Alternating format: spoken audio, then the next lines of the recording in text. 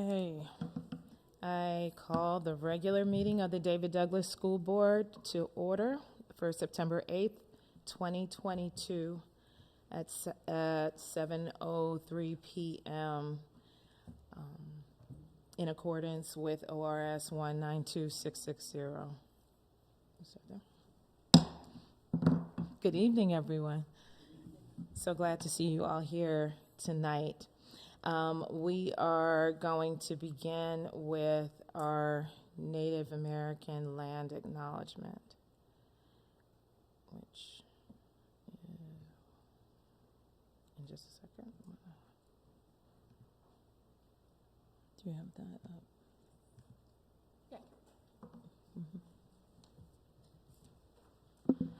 Yeah. Today, I would like to acknowledge the peoples whose land we're gathered on.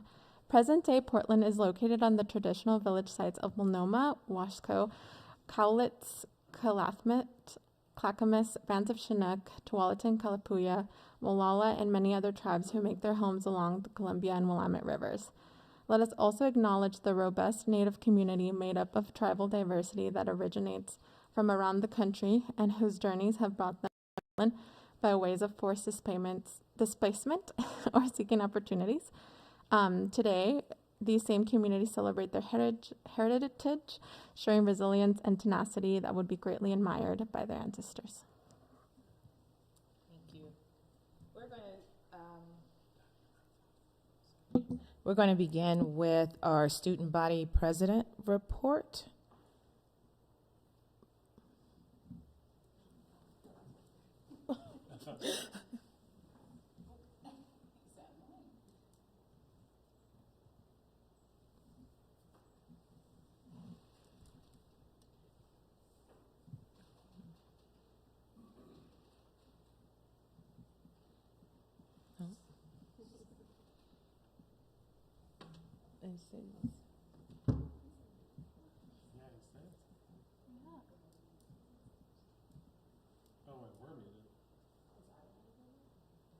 Yeah, can you hear us?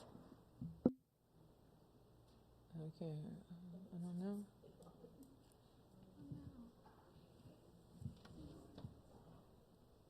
We can't hear you.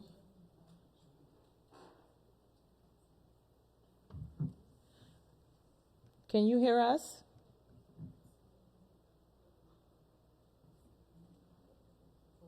I'm not sure.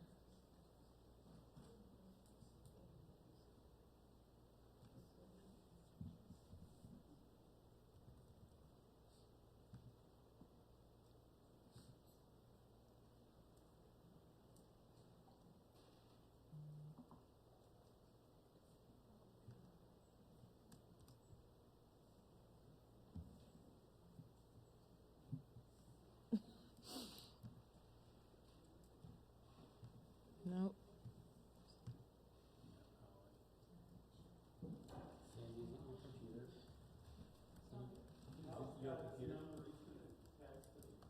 Okay. Is it your computer that the camera's on?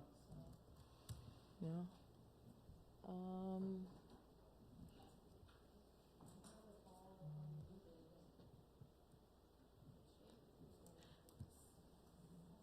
What I'm saying is, could you turn your camera on so you could kind of, that way if you ask.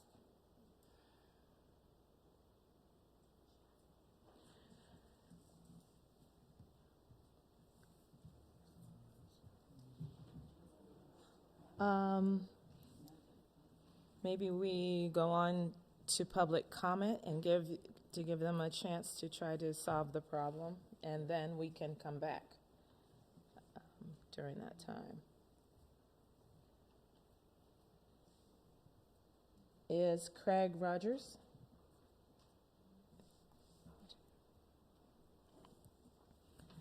Good evening, Mr. Rogers.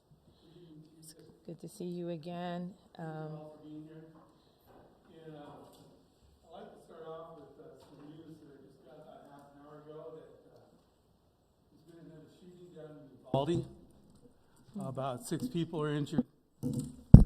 There's been another shooting down in Uvalde. About 6 people are injured. So it's really important that I let you all know here something I got from law.com. It's called duty of care. listen carefully. A requirement that a person act towards others and the public with the watchfulness, attention, caution, and prudence that a reasonable person in the circumstances would use. If a person's actions do not meet this standard of care, then the acts are considered negligent, and any damages may be claimed in a lawsuit for negligence. You know, Uvalde, what is it, 25 billion, 27 billion, that lawsuit down there? June 1st, you had the person show up here with a gun. Got a big area to cover. You got all these 10 parks next to your schools. And then after July next year, you know, those are public parks. The homeless can be sleeping in these public parks right next to your schools. So, you know, I kind of wonder, what's the plan? What's the plan? And you look at, see, look, that's the East Portland one. See how much higher it is than the rest? You know, what's the plan? So I guess this is just a one-way thing, but at some point, I'm going to contact you and want to know, what's the plan that we don't end up like Uvalde? Thank you. Thank you.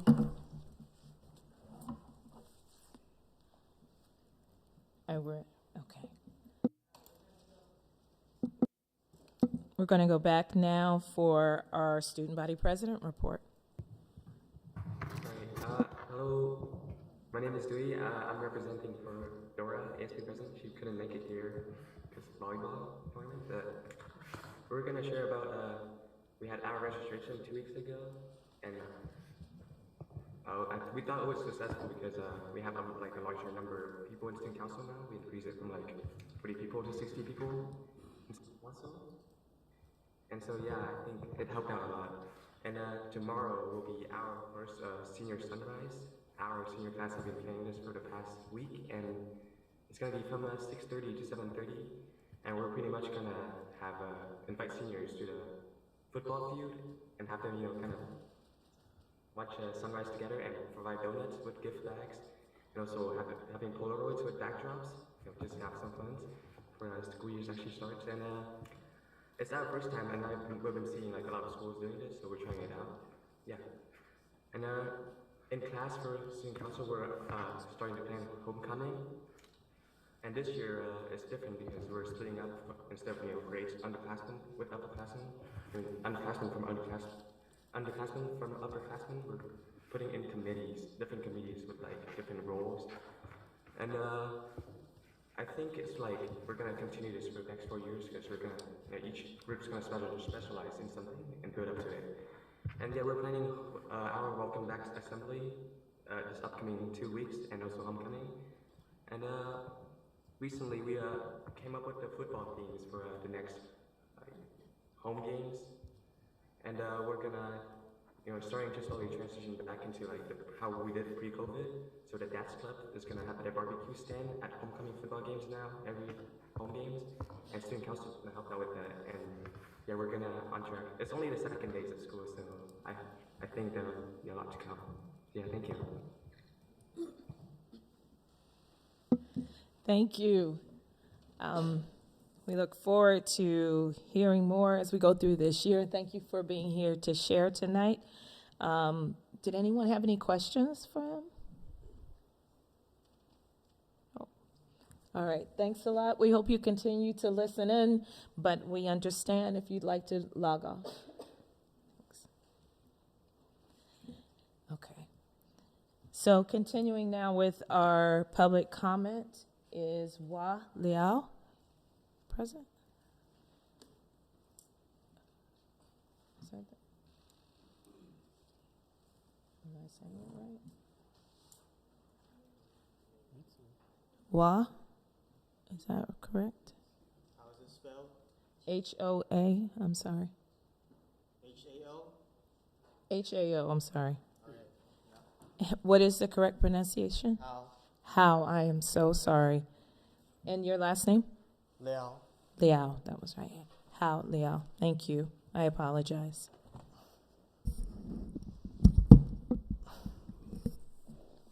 Good evening, ladies and gentlemen. My name is Hal Liao, and I'm a senior at David Douglas High School. I'm here today to represent all Portlanders, and I have a message for all Portlanders. 21 people were killed in a shooting at a Texas elementary school in Uvalde, and those who attend Portland public schools could suffer the same fate. City leaders and school board members refuse to bring back Portland Police Bureau School Resource Officer Division, choosing instead to divert funds to restorative justice programs. However, all of that is pointless if students lose their lives. In addition, the absence of school resource officers has made school grounds magnets for unwanted people and behavior that endangers residents. For example, homeless individuals have camped on Foyt Light Middle School's school grounds and refused to leave.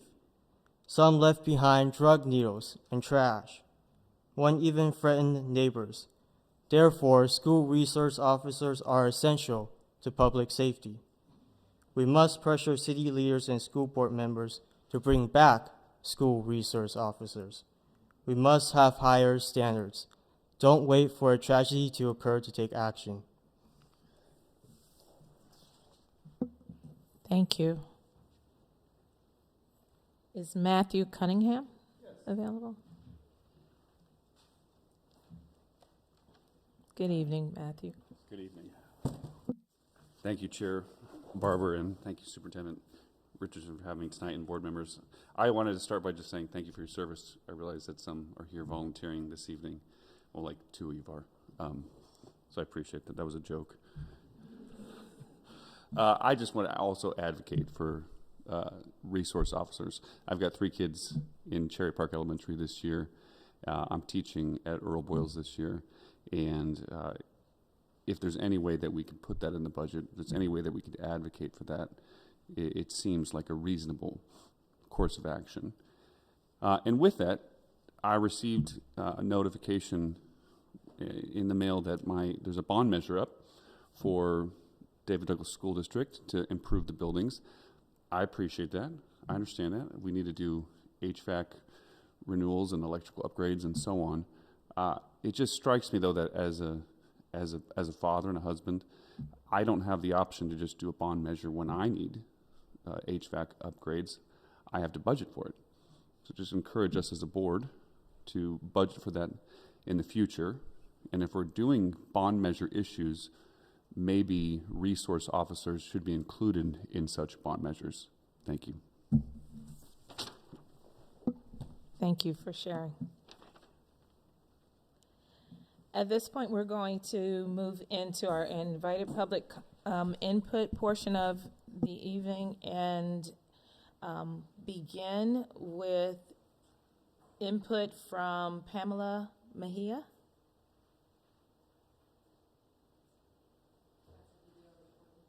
Okay.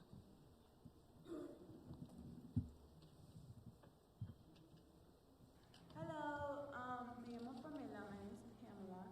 I'm part of the class of 2022, and for me, being a Latina at David Douglas High School, which has one of the biggest diverse communities, which is one of the most wonderful things. For me, being a Latina in this diverse community means to keep being proud of myself, to always don't let others bring me down, to stay humble, to always help wherever you could. That's for me, that was one of my main definitions as being a Latina woman. And ever since I graduated high school, well, it was my senior year in high school, I tried to help out so many high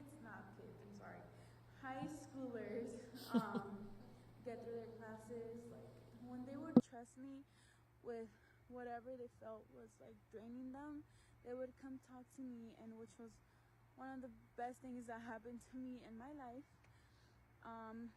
For me, like I've said many times, being Latina, I'm very proud to be that Latina. I am pretty proud.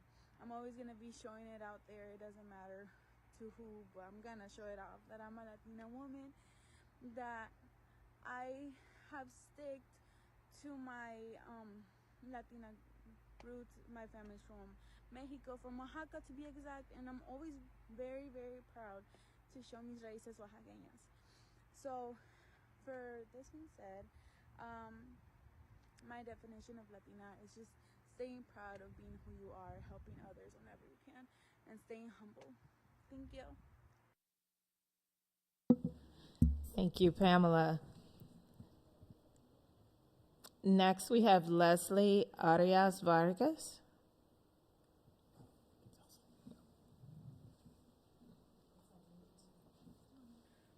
I would say that Hey guys, my name is Leslie Arias, and I'm currently a senior at David Douglas High School. I would say that my personal experience at the Latino Student Union Club was really good. It was nothing like what I expected it to be like. My standards going into the club at the beginning of the school year were really low, actually. Honestly, they were probably lower than they should have been. But as the year went on and as I kept going to the club every day, they progressively got higher. I really enjoy the club, even though there were lots of restrictions put on the club last year because of COVID. Our LSU advisor, Eileen Alvarez, still made sure that we had lots of fun. She taught us about our culture, our Hispanic history, our roots, where we came from. She taught us about Frida Kahlo and Diego Rivera. She showed us their paintings, and we even got to go on field trips. She took us to the Portland Art Museum to see Frida Kahlo and Diego Rivera's paintings and murals, and I think that was really cool. The whole club just bonded together, and everyone enjoyed it. She also took us on a conference called Educate Conference, and I really enjoyed that field trip. Honestly, I think it was my favorite field trip that we went on. During that field trip, they took us on a tour around PSU, and we got to meet people from different schools all over Oregon, and we all just bonded. It was honestly really fun. And the club is honestly really fun. You learn lots of things, and you also have fun. At the end of the school year last year, well, towards the end, we also had a Latino Student Union school dance, and I think that was really cool. The club is just really enjoyable. I definitely have fun, and I will be going back this year for sure.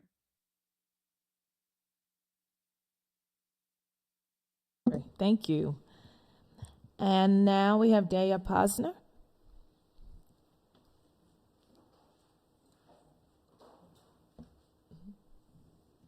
Good evening.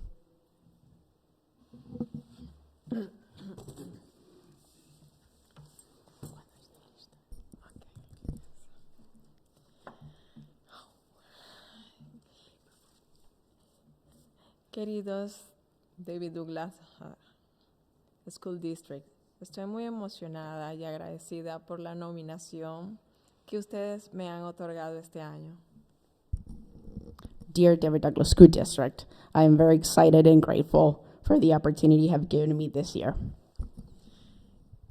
Quiero mencionar que como yo, muchos de nosotros hemos cruzado fronteras y llegado hasta aquí para conseguir una mejor calidad de vida.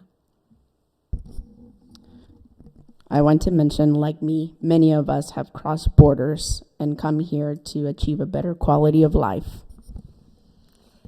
Rescatar nuestros derechos humanos, salvar a nuestras familias de alguna tiranía o régimen dictatorial, generalmente lo que en nuestros países de origen nos fue arrebatado.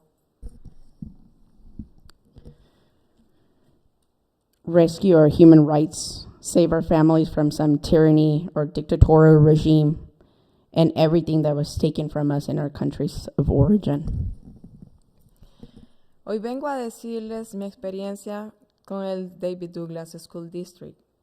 Yo empecé en este distrito escolar siendo una madre de 2 estudiantes que con mucho cariño me sentí inmediatamente vinculada con todos ustedes, Cuando nuestros hijos van a una escuela, estamos haciendo un compromiso entre las familias y la institución escolar. Nuestros hijos son la mejor representación de nosotros como familia, orígenes y cultura. Asimismo es cuando somos miembros de este distrito escolar, somos la mejor representación de nuestros países de origen. Today I've come to tell you about my experience with the David Douglas School District. I started in the school district as a mother of 2 students who, with great affection, immediately felt linked to all of you. When our children go to school, we are making a commitment between the family and the school district. Our children are the best representation of us as families, origins, and culture. As members of this school district, we are the best representation of our countries of origin. Actualmente soy empleada del distrito Davis School District, y les doy las gracias nuevamente por darme la oportunidad de laborar dignamente. Ha sido un crecimiento sin sospechar jamás que el apoyo sería incalculable. Es un aprendizaje continuo y siento que he regresado a la escuela de nuevo, pero sin miedo. I'm currently an employee of David Douglas School District, and I thank you again for giving me the opportunity to work with dignity. It has been a growth without ever suspecting that the support would be incalculable. It is continuous learning, and I feel that I have returned to school again, but without fear. Estoy orgullosa y feliz de compartir mi cultura venezolana y ojalá en este mismo momento pudiera compartir ritmos caribeños, mi música, mis bailes, mi sangre afro, indígena y otras mezclas más. Viví 8 años en Colombia y ahora 5 años aquí en Estados Unidos. Tengo una hija venezolana, una hija colombiana y mi esposo americano. I am very happy and proud to share my Venezuelan culture, and I wish at this very moment I could share my Caribbean rhythms, my music, my dances, my Afro-Indigenous blood, and other mixtures. I lived in Colombia for 8 years and now 5 years here in the U.S. I have a Venezuelan daughter, I have a Colombian daughter, and my American husband. Hace unos días recibí mi curso de prácticas restaurativas con mis compañeros de la escuela Gilbert High, aquí en el high school, y fue una sorpresa para mí ver mi bandera, pero también tengo presente la siguiente cita: la tierra es un solo país y la humanidad sus ciudadanos. A few days ago, I received my restorative practices training with my Gilbert Heights school colleagues here at the high school, and it was a surprise for me to see my flag, but I also have the following quote in mind. La tierra es un solo país y la humanidad sus ciudadanos. The earth is one country and humanity its citizens. Thank you. Gracias, señora. And finally, Julia Toscano.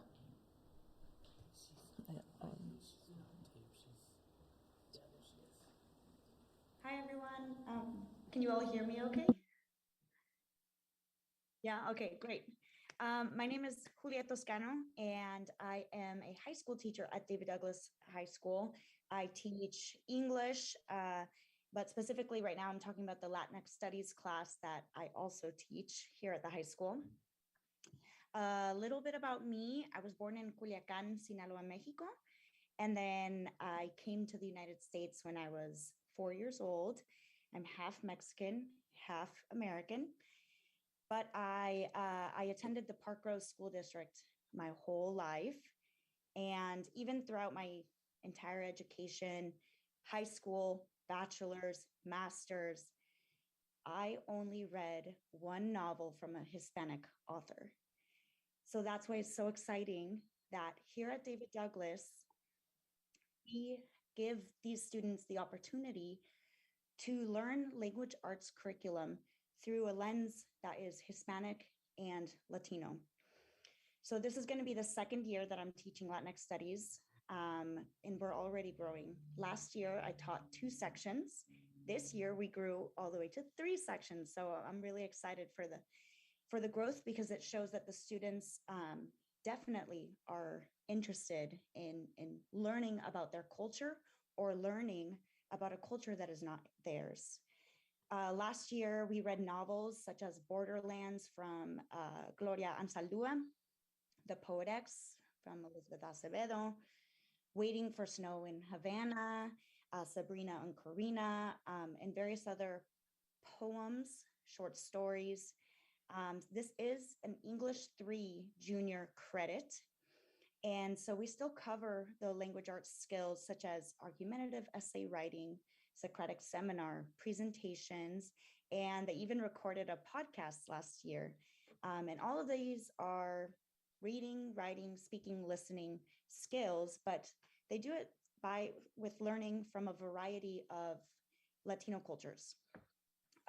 One of the most notable moments that we had last year was when I had invited Latinx professionals from around the city of Portland to come and meet the students of my class, because I wanted to show them that even in this city where people might call it the whitest city in America, that there's still a very big, thriving Latino professional population here. And so these folks came from Intel, from Daimler, from Latino Network and other companies to come and speak with our students and share their stories of how they, as Latino professionals, made it and their experiences. So that was really important for them to see, and they really enjoyed that. When I was trying to recruit for this coming second year of Latinx Studies, I asked the students if they wanted to contribute some feedback to encourage students to take it. And I said, it's completely optional. I did not force them to write these quotes, but I wanted to read some of the quotes that specific students said about this Latinx Studies class. So I'm going to go ahead and read that for you guys. The first one is, "This class has made me more mentally mature. Learning about others' experiences is so important for our futures and yours. Not a lot of other people get these experiences in school, and this is a great alternative to regular English classes. I personally got bored of the quote unquote read the book, do essay thing. And while this class does that a little, it's so much better. I've never been offered or gone through an experience that gives me such good insight into a community like this. The conversations had in class are amazing. You aren't treated like a child like in other classes do. I cannot put the class into words. Please take this class. It is one of the best courses the school has to offer." Another quote says, "I think that sophomores should take this class because we have discussions about not only just literature, but also ourselves and our experiences. This class is the best class to have when talking about hard topics like colorism, racism, expectations, societal standards, etc. It truly gives you a perspective." And then the final quote, "You should take this class because it taught me self-worth as a Latino woman." Thank you. Thank you. I'm sure we all agree how much our district is enriched by having just this wonderful Latino culture as part of our district, and all that is contributed by our students and our parents and our staff members as a result of that. And all of our lives, in many ways, are made better because you are here and you are part of us. So we thank you very much. And we are now going to go into our proclamation in recognition of National Hispanic Latinx Heritage Month. I am going to invite, as we have done in the past, my fellow board members to share in the reading of this proclamation.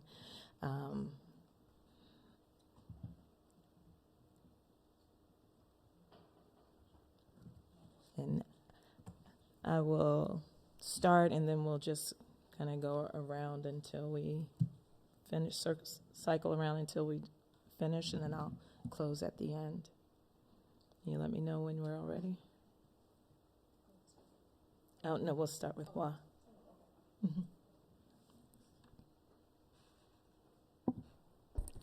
Start at whereas? Okay. Whereas the Latinx heritage of the United States extends historically over 5 centuries and has been a consistent and vital influence in our country's growth and prosperity, and whereas Latinx culture is tied to Iberian ancestry, and our culture recognizes that Latinx are multiracial and multicultural who can trace their historical roots to indigenous and African ancestry, and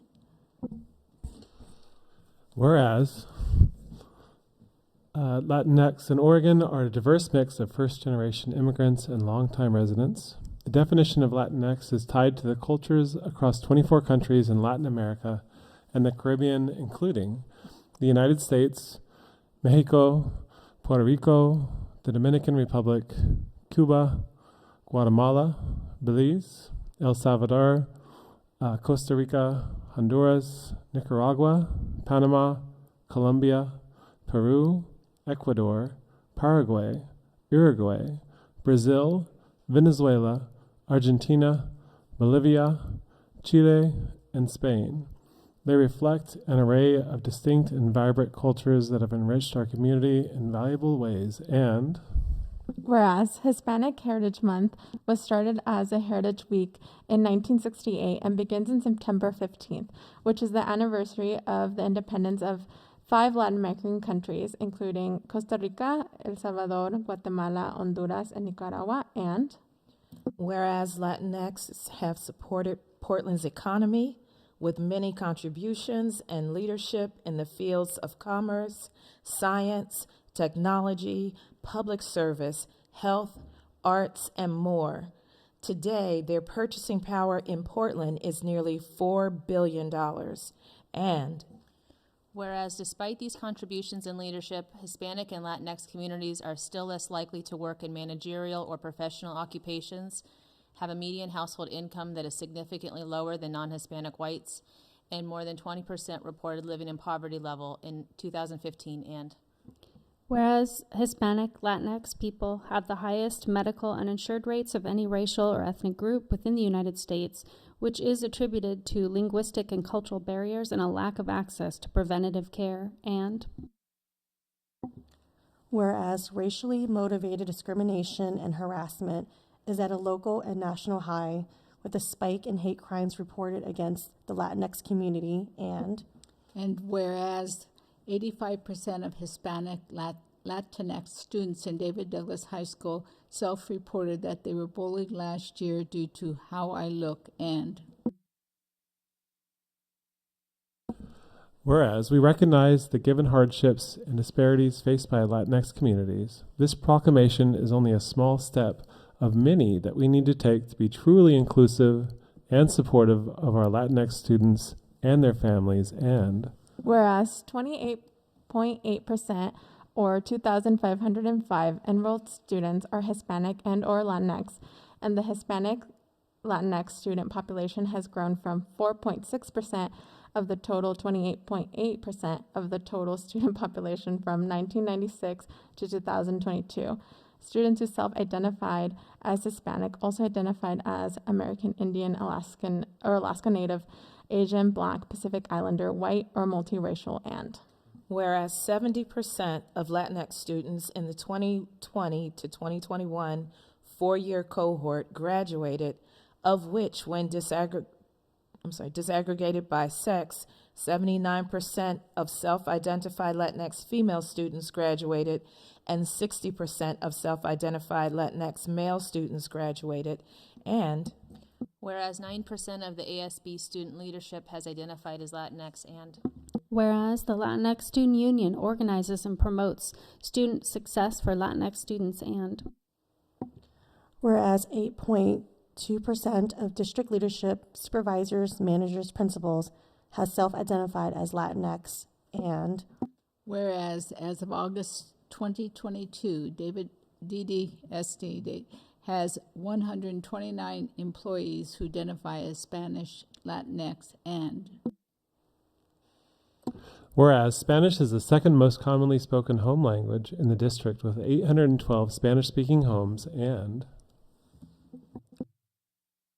Whereas in June 2019, David Douglas High School hosted its first Spanish language graduation, and during the event, students shared multilingual poetry and songs that celebrated diverse Hispanic and Latinx cultures, and whereas our Hispanic and Latinx families lead and actively participate in groups across school campuses, including intercambio groups at several elementary schools, Latino parent groups across the district, culturally specific family nights, and more, and whereas the David Douglas School District is committed to and advocates for equal educational, professional, and social opportunities for Latinx students, and Whereas the strategic hiring plan outlines specific strategies to increase staff of color, including a Grow Your Own program with 22 staff of color enrolled.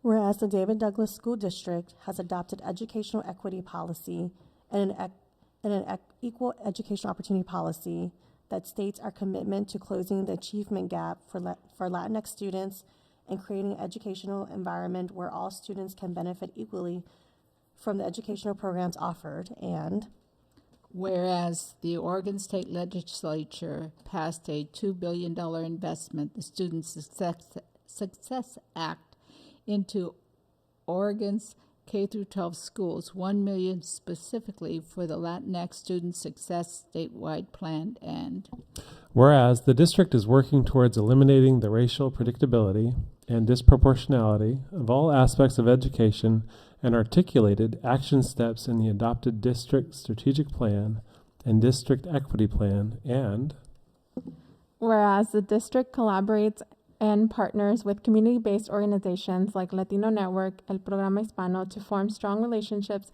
in a culturally appropriate way, and to provide the space for feedback and guidance to district leaders on improving outcomes and opportunities for Latinx students and families in the district. Now, therefore, be it resolved that the David Douglas School Board of Directors do hereby proclaim September 15th through October 15th to be Latinx Heritage Month in recognition and celebration of the many contributions of Latinx to the county and our community. And be it further resolved that the David Douglas School Board of Directors strongly encourages staff and community to observe, recognize, and celebrate the culture, heritage, and contributions of Latinx to our country, our state, our cities, and our schools. Adopted this 8th day of September 2022. Donna Barber, Chair of the David Douglas School Board of Directors. Thank you. Thank you, everyone.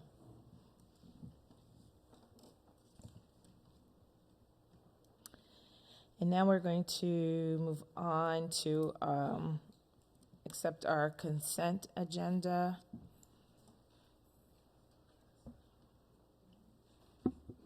Which includes the approval of our board meeting minutes, personnel recommendations, contract and purchasing approvals, approval of sole source procurements, approval to postpone selection and use of ELD development curriculum adoption materials. I'd like to move approval of consent agenda. I'll second it. It's been properly moved and seconded. Are there any questions? Yes. I just, can I get an explanation of the approval to postpone selection of the ELD and why? I didn't really understand. I read yeah, that would be helpful. Thanks. Just for my own understanding. Yep. So normally it's on the same 7-year adoption cycle from the state. It actually is right alongside the language arts adoption. Previous to that, the last adoption was only 5 years ago because we postponed it based on recommendation due to the fact that some of the curriculum that was on the state adoption list did not really coincide with the state standards. So our current adoption that we are using right now is only 5 years old. The other thing is in trying to uplift a large K-12 language arts adoption and pulling another committee in the middle of a substitute shortage didn't seem viable. And one of the other reasons as we try to innovate, English language development is reading, writing, listening, and speaking, and our publishers and our curriculum companies out there are now starting to really take our feedback and provide additional supports within core curriculum for our English language learners. So what we want to do is ensure that the core curriculum that we have invested in, as we learn what is there already for our English language learners, that then our English language department can make a better curriculum selection of what our learners actually need in order to, I guess I would say, bring alongside what's offered in core and enhance what they need in English language development class. So that's why we are seeking the postponement. It also helps with our budget and the capacity to roll out materials, professional development, and making a better decision with that process. It's exactly the answer I was hoping to hear. Thank you. Are there other questions? If not, are we prepared to vote? I had the same question as Stephanie. I just was wondering if we're postponing it, when are we looking to look at the adoption? So our current adoption year is mathematics, and the state gives us guidelines in order to ensure that new material is there for our students within the course of, I believe, 1.5 years. So we could, after further discussion or looking into the matter, we can determine if we want to cycle through and consider an adoption for this year, which would mean forming a committee to pull them out and make a decision alongside a math adoption. Or if we want to then, the state would want us to do it within 1 year.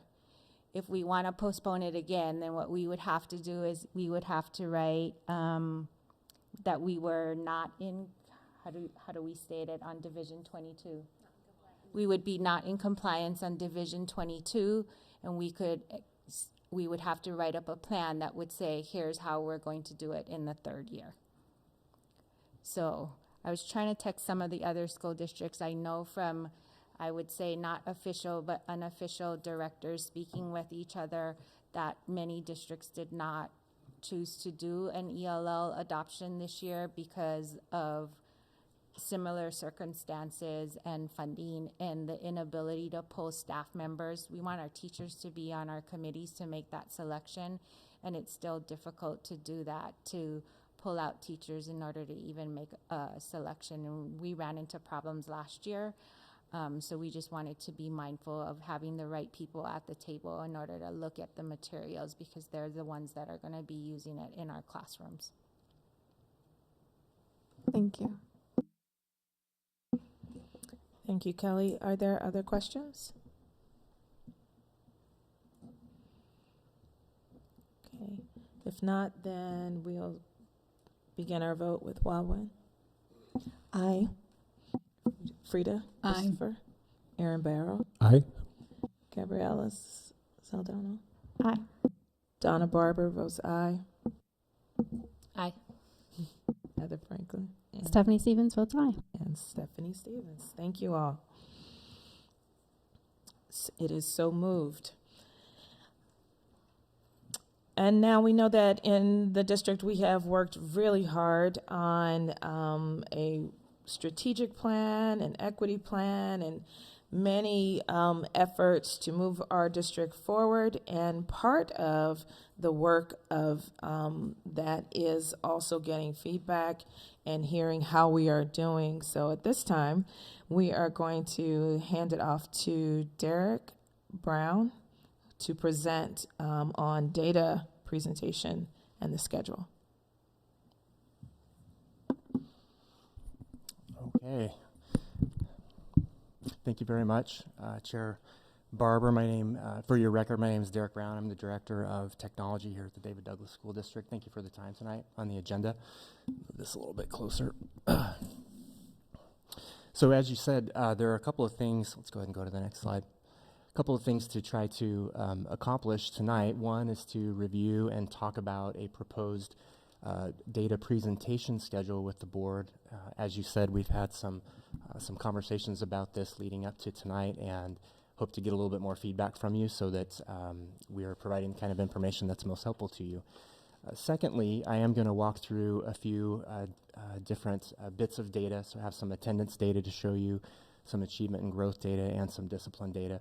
The purpose of that part of the presentation is not necessarily to go into an in-depth conversation about each of those programs, but rather to demonstrate some different ways that data can be provided to you, different ways that data can be disaggregated, and to, again, kind of engage in that conversation so that we have a better sense on our side about what kind of information you'd like, and keep that dialogue going. So, again, the information is really provided to you so that it can inform your strategic planning, your policy making, and to maintain some accountability with us, with staff, and with the things that we've named in our strategic plan and our equity plan as the things that we want to move forward and see improvement in. And we do have a collective obligation to measure our effectiveness toward those goals. So those are the drivers. What you have here is a draft schedule. And I won't read through it line by line, but rather I do want to point out a couple of things about this. There are certain kinds of data that come up once a year, and so they lend themselves to probably being a once a year kind of conversation. Things like state assessment results, things like graduation results and analysis, and things like that. And those are built into this schedule. There are other things that might lend themselves to a more frequent conversation. For example, you'll see in here that we've drafted 3 different, what I would call kind of a quarterly teaching and learning update, and those would be places where we could show you information about the diagnostic assessments that we use 3 times per year and what kind of information is being collected there. Might also be opportunities to give you a little bit more detail about how curriculum implementation is going, how professional development is going with teachers, and things like that. So a little bit more qualitative than quantitative. And then you can also see that we've added we've drafted for you monthly attendance and discipline reports so that you can see on a monthly basis how attendance is moving around and what kinds of information we're seeing in terms of our discipline.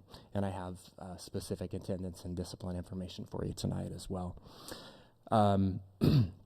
So that's a bit of a draft schedule, and I do want to say about that also that there are lots of other topics. So collecting feedback from you about what other kinds of information, and I list here enrollment, staffing, program-specific reports like the implementation of restorative practices or the implementation of response to intervention and things like that. Program-specific, also specific to TAG, EL, and so on and so forth. So there are a number of different ways for us to do this, and getting your feedback tonight will be helpful so that we can continue to refine our plan. So let me pause here for a moment because the next set of slides start to go into some of the topical data with a little bit more depth. So let me just wait for a moment and see if anybody has any questions or feedback, and maybe we could go back to the previous slide, Sandy, just to put the calendar back up there. Questions? Stephanie? Yeah, are we, and I guess this is more of a question of the board than of you, but are we considering what we want to be sort of our calendar and our baseline? Because I feel like, a lot of what we're going to hear is just last year. And I don't know if we're kind of not doing a look back, or if we want to do a look back, or if we're kind of saying, what happened the last 2 years was hard to quantify because of COVID, and so we're starting here and monitoring progress moving forward. So I guess I'm just kind of wondering where board leadership and where the board sort of is in terms of not just these data points, but are we doing a look back, look forward, or just from now forward, baseline tonight? Just kind of wondering what you're thinking. Go ahead, Aaron. I was at the back to school night yesterday, and I heard from a couple of teachers about how difficult it was last year with just really intense mental health challenges with our student population, and also how close they came to walking off.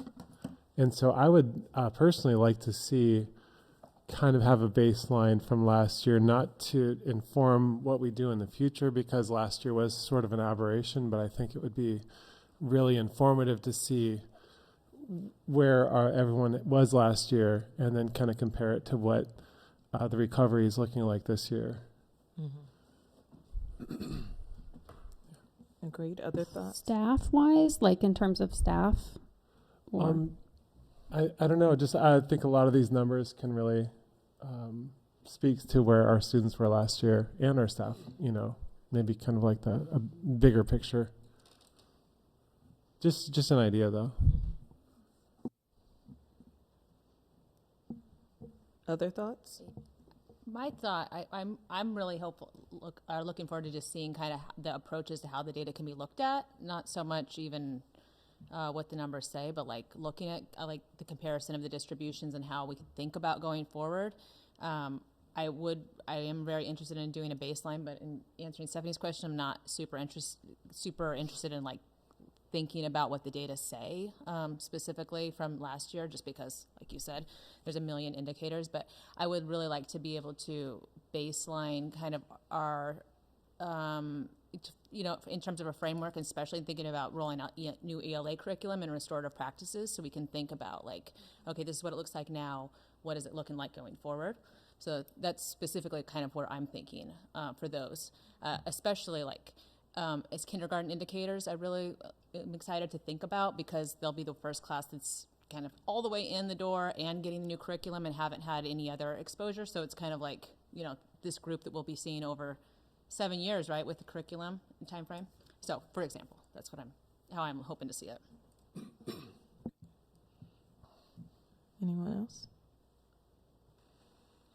I had one more thing too. And then I did want to ask Derek, in terms of discipline data when we get there, one question I do have is whether or not it's feasible to think about specific behaviors that result in violations and or suspensions, if the board could think about those things, or if it just is all kind of in a bundle. So that's just absolutely. You were talking about not look back, but there are some things that would be good to look back at. Enrollment, staffing changes, some of those things, I think. Class size, they would help in the look back phase. We don't have to go way, way back, but maybe 5 years or so, because we started that decline, I think it was 14, 15, and it's 7 years, but that's when our decline started. So we could see, okay, are we starting to level off? Are we, what's happening? So that would help us in future planning.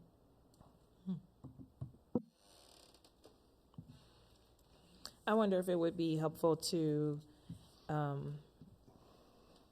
have as a baseline. I mean, we may go back to right before the pandemic and say, where do we end up right before that, 2019, and then the end of this past school year, and then forward. So we see a number prior to the change of the world, and then where we started from at the end of this last school year, and then we're moving forward from that point.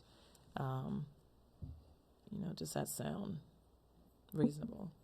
Yeah, I was also attendance, and this is from conversation with my granddaughter in middle school, is that with attendance, we may want to look at last year as a baseline, because she was telling me kids would say, I was exposed to COVID, so they stayed home, even if they weren't exposed to COVID, just to take 2 days off and not go to school. So it would be interesting to see now that we're hopefully more normalized, is our attendance picking up after last year? Okay. Yes, Aaron. I'm willing definitely to follow your lead, Heather, and in how we kind of view this data, because you're an expert in the field. I'm just kind of curious if we're rolling out the new vice principals this year who are specifically hired for restorative justice work, and we're rolling out these restorative justice practices this year. It's going to be, seems like it'd be challenging to establish a baseline without those practices, a before and after picture, if we're starting during the rollout instead of before the rollout. But that seems like you brought up, last year is so different. And I don't know how we're going to find, maybe pre-COVID? I don't know if that even makes sense.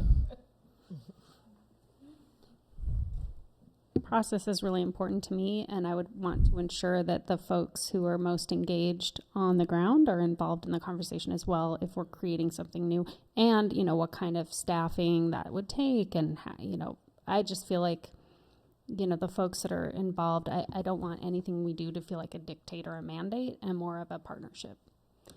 So yeah. Is that helpful? Yes. Okay. Okay. I do appreciate the dialogue. Thank you. To Aaron's point, I would say that regardless of if you're implementing new programs like restorative practices or something that's significant at the district level, there are enough variables that change just within a school from one garden variety year to the next that it makes comparing years, if we're being really honest, statistically kind of a challenge. So, but we do, I think you're all making wise comments about being as informed as we can about what's happened prior to COVID, through COVID, and then trying to have as much of a forward-looking posture as possible. So thank you for that. Okay, I'll go ahead and jump into the next pieces here, which are going to go into some of the data for you.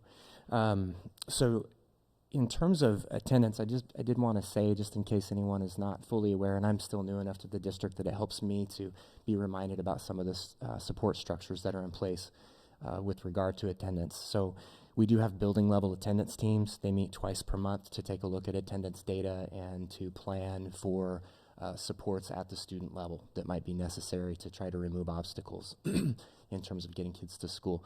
The buildings also have coordinated care teams, which also meet twice a month, and those teams go a little bit deeper. So they have conversations about other supports, which might include, family contact, going out to homes, and trying to provide another level of support beyond the attendance teams.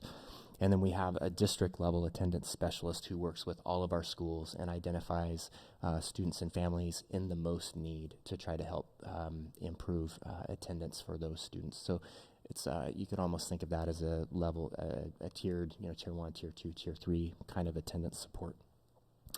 I did break up, or I should say my data team and I did break up this is looking at 21-22, so this is all of last year's attendance data, and we'll show it to you disaggregated demographically and in levels, because you do see a bit of a different story from elementary to middle to high school. So one way to look at this is to just focus on those green and light green bars, because those combined would represent the percentage of students in a particular group who attend school regularly, as the state defines it, which means 90% of the time or more. So you can, again, at the elementary level, you can look across those groups and you can see which groups are attending more than others. If you're applying a bit of an equity lens to this, you could compare each of the student groups to the all students column on the left for elementary, and you can see which groups are attending more or less than all students, and that would tell you something about whether or not we have an attendance gap and how we're dealing with that. Just to call this out, also you see down in those student groups the parenthetical is the N size, so that shows you that we have some student groups that are fairly small, and so 1 or 2 students attending at whatever rate can swing those percentages fairly significantly. Is that including folks who weren't attending due to quarantine, mandated quarantine? No, last I think year? we removed those. We removed those, John. Okay, Right. thank you. That's very helpful to know. Thanks. Let's go go ahead and go to the next one. So, pardon me. So here you are again. Oops. There we go. Looking at the middle school level. So same information, looking at the middle school level. And again, you can see that some groups, if we're comparing to the all and taking a bit more of an equity perspective to it, are definitely attending at lower rates. And even the student group that is attending at the highest level, in this case that would be the Asian students, are at 85%. So that tells us that the student group who is attending the most is still not meeting the state's definition for regular attendance. So we still have even a gap there among our highest attending group. Sandy, let's go to the next one, which is high school. And here you'll see just kind of a continuation of the trend from elementary to middle. And again, the group that's attending the most is still not quite at 90%. And then, of course, you can see other groups that are below that. So, yep. We need to do something about the American Indian on demographic. There's only 16 students in the whole high school, and that's pretty. Yeah. Like that's not disaggregated or confidential. So we need to either absorb that into another metric or just get rid of it all. I mean, I don't know if I'm speaking out of turn, but it seems like that's bad practice to put that up there. Yeah, so the standard is if a student group is below 7, we tend to suppress it. But if you would like to pick another number and give that to me, I'm happy to suppress at another number. It was a question I had too. I didn't.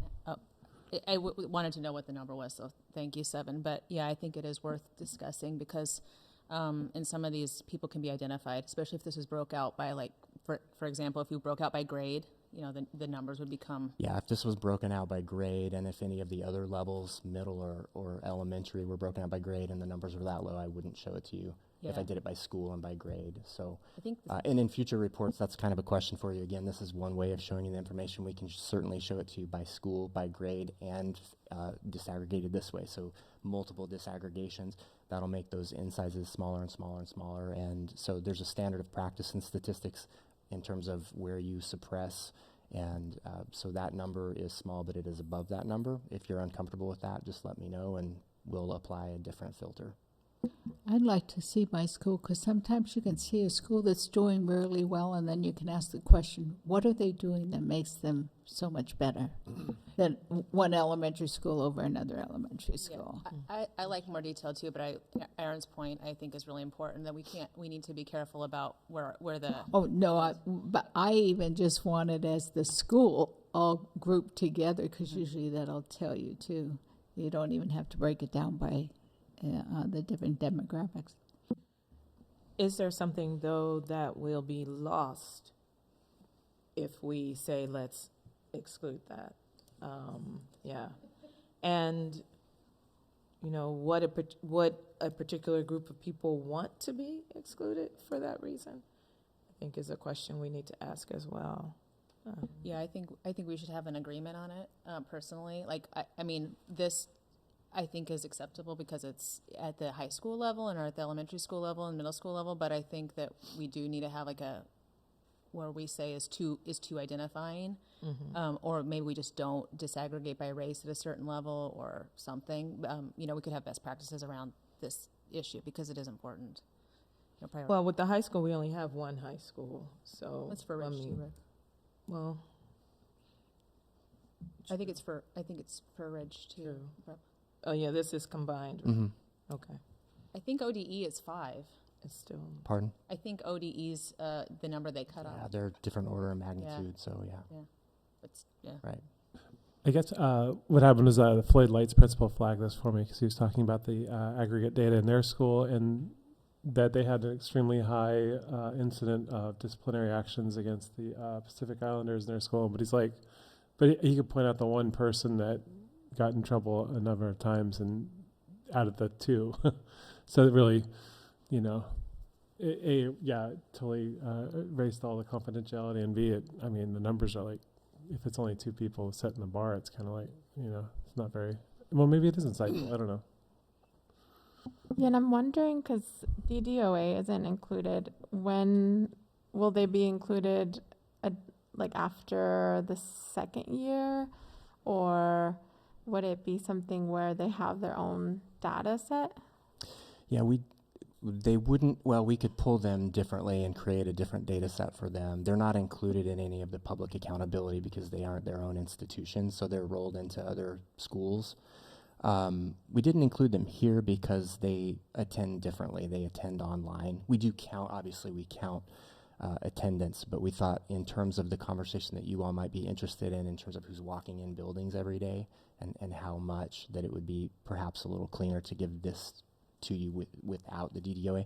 We can certainly produce reports that show you DDOA's attendance, meaning how often kids are logging into their computer from home.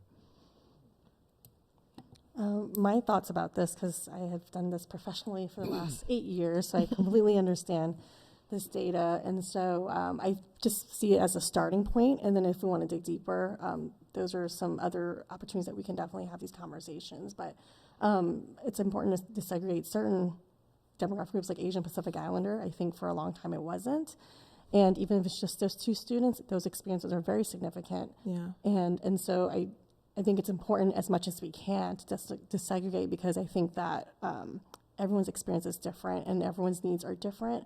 And so Pacific Islanders and Native American students across the board that I've seen have always had the highest chronic absenteeism rates across the state. And so, and I think that what I would like to see is at some point, what can we do culturally specifically to respond to that, right? And I think the issue is cultural. And then you look at Black students, and then you look at Hispanic students, and demographic, look at each schools. And the way I approach it is low-income schools have the highest absent rates. And so those are different ways I look at it, is to see where it's a holistic approach, because attendance is impacted by discipline, it's impacted by curriculum, everything, all those things are factored into. And so it lines up with all the other data. So I think attendance is a great starting point to look at. And then at some point we can hopefully match the narratives and experiences at the school. Thank you for that. I completely agree. If your interest is to see grade band or some kind of district kind of level information, then disaggregating by demographic factors will always be really easy to do. Even in a case like this, there would be no way for you to use this graph to personally identify any Native American students and determine how much they go to school. You couldn't do it with that. So it is a low number, and I appreciate that the sort of vigilant nature of the group to kind of go, whoa, that's a low number. You couldn't personally identify anybody. When we start disaggregating by schools, disaggregating by grades, and then looking at demographic variables, then those numbers in some cases are going to get pretty low. One strategy I used when I was working at the state and creating state level reports was to use things like traditionally underserved groupings. And that still allows you to look deeply at the equity issues, gaps, and things like that, but protect certain student groups that might have low numbers. So that's a pretty common research strategy, if that's something that is of interest to you. I want to say, and I don't know, I'm not necessarily saying that anybody is suggesting this, but just to make sure that this is not an evaluation of our students or any particular group of students. If anything, is an evaluation of us and how we are responding. So it feels kind of like, well, we don't want to pull out any particular group as though that somehow could be potentially embarrassing to students. This is not, we're not looking at, well, who's not showing up at school as though they are doing something. We are looking at to see how we are responding and if there are things that we can do better in our response. It is revelatory of us, of not our kids. Does that make sense? Okay, I just wanted to make that point. I do agree. The thought that I had written down was, do we respond or make changes, and I'm not even sure who this gets directed to, in attendance policy or whatever. Do we have the ability to make changes to particular groups, or is it always done just across the board for everybody? Do we ever distinguish any particular response based on those things? Yeah, the answer is yes, but I don't think at the level what I hear you kind of communicating or the ask, I don't think it's differentiated at that level.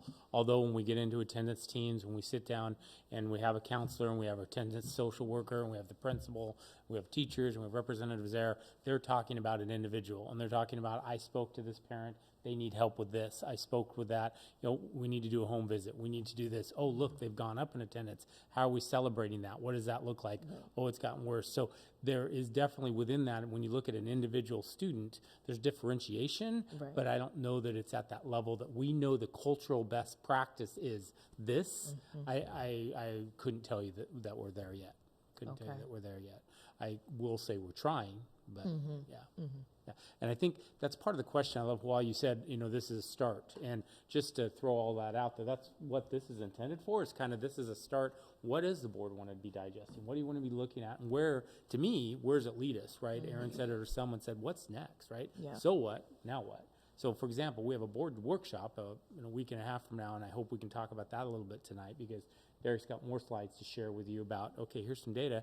Maybe at a board workshop, we bring an attendance team to really go through and give examples and what does it look like and how, and dive into data a little more and a little deeper. That's one example. So, and then talk about suggestions. How could we get better and what does that look like? And what are we trying to do this year that's different than last year, and kind of rolling that out. But, yeah.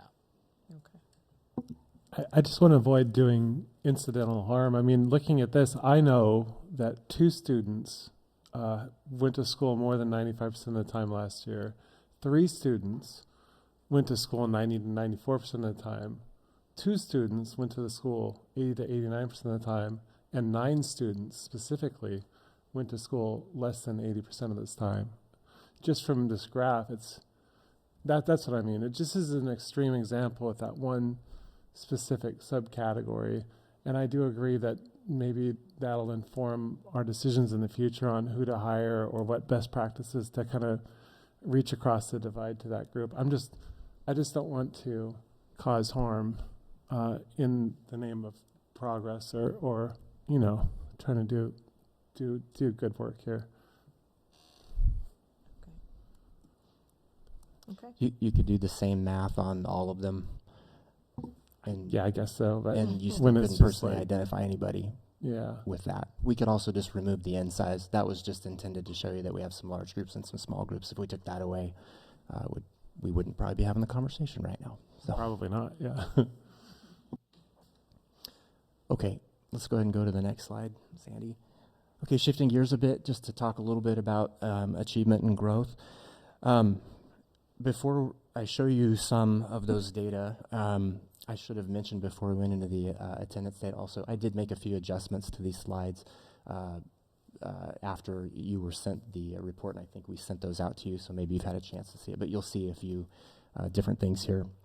I just want to say a couple things about, it's really important to clarify when we talk about assessment, whether we're talking about achievement or growth or something else. I think it's important to just take a moment and make sure everybody understands what these assessments measure and how they measure them and how they report them. I think it's really common in school districts and in schools to have lots of different assessment tools, but talk about them in the same way as though they are measuring the same things, and they most certainly are not. And us, the school board and administrators in the districts having some common knowledge about what they're measuring, how they're measuring it, and how they report has everything to do with the validity of the data. In other words, if we're all on different pages of music looking at this, it invalidates the results because we're interpreting them differently and trying to use them in different ways. So I won't belabor it any longer than that, and I don't want to give you a full technical report on all these assessments, but I do want to say a couple of things about each one just so that we're building some common knowledge together. We use DIBELS in David Douglas and have been using it for a while. It's recently been renamed, and I just want to name that also because there could be future reports where you see things like Acadience Reading or Acadience Learning Objectives. That's the company that bought DIBELS. So I'm going to continue to call it DIBELS tonight because that's how I know it and probably always will. But we use that. It's part of our response to intervention system, and it's an important tool for us. It's a universal screener and a progress monitoring tool. We administer it in grades K through 5. It's a measurement of the acquisition of early literacy skills. And as you probably all know, there are different domains or strands, different measures that it uses, like letter names, letter sounds, phonemic awareness, reading comprehension. The information that you're going to see when I pull it up here is based on a common aggregate score. So students at different grades take different measurements of DIBELS, and then that's aggregated into a composite score. It is Common Core aligned, and this is the important bit here.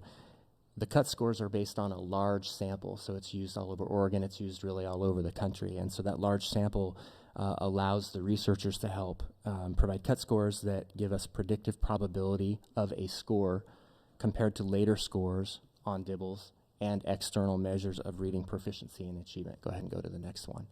So the reason I share all of that is that in a minute you'll see how our different grade levels and how our different student groups did at a couple of grades that I picked.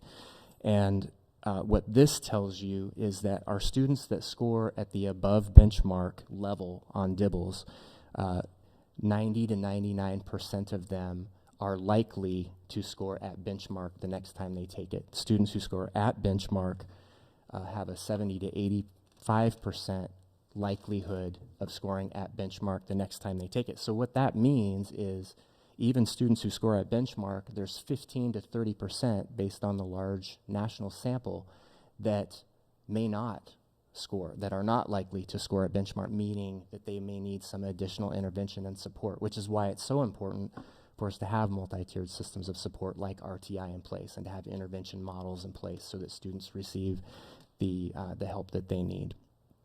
Go ahead and go to the next one. Ooh, okay. So I wanted to just show you the first through fifth grades, and then we'll look at a couple of grades and disaggregate that by student groups. Go ahead.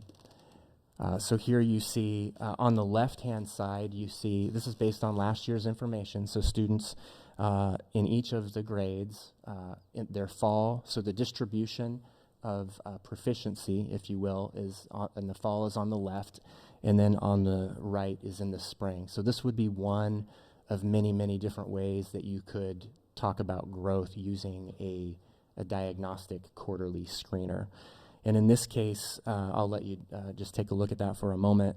You don't see, a tremendous amount of growth. You see some growth in some grades. I think there's a couple grades, second and third, that are pretty stagnant there.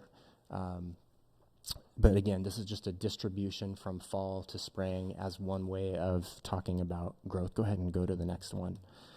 Sandy, thank you. And the next one.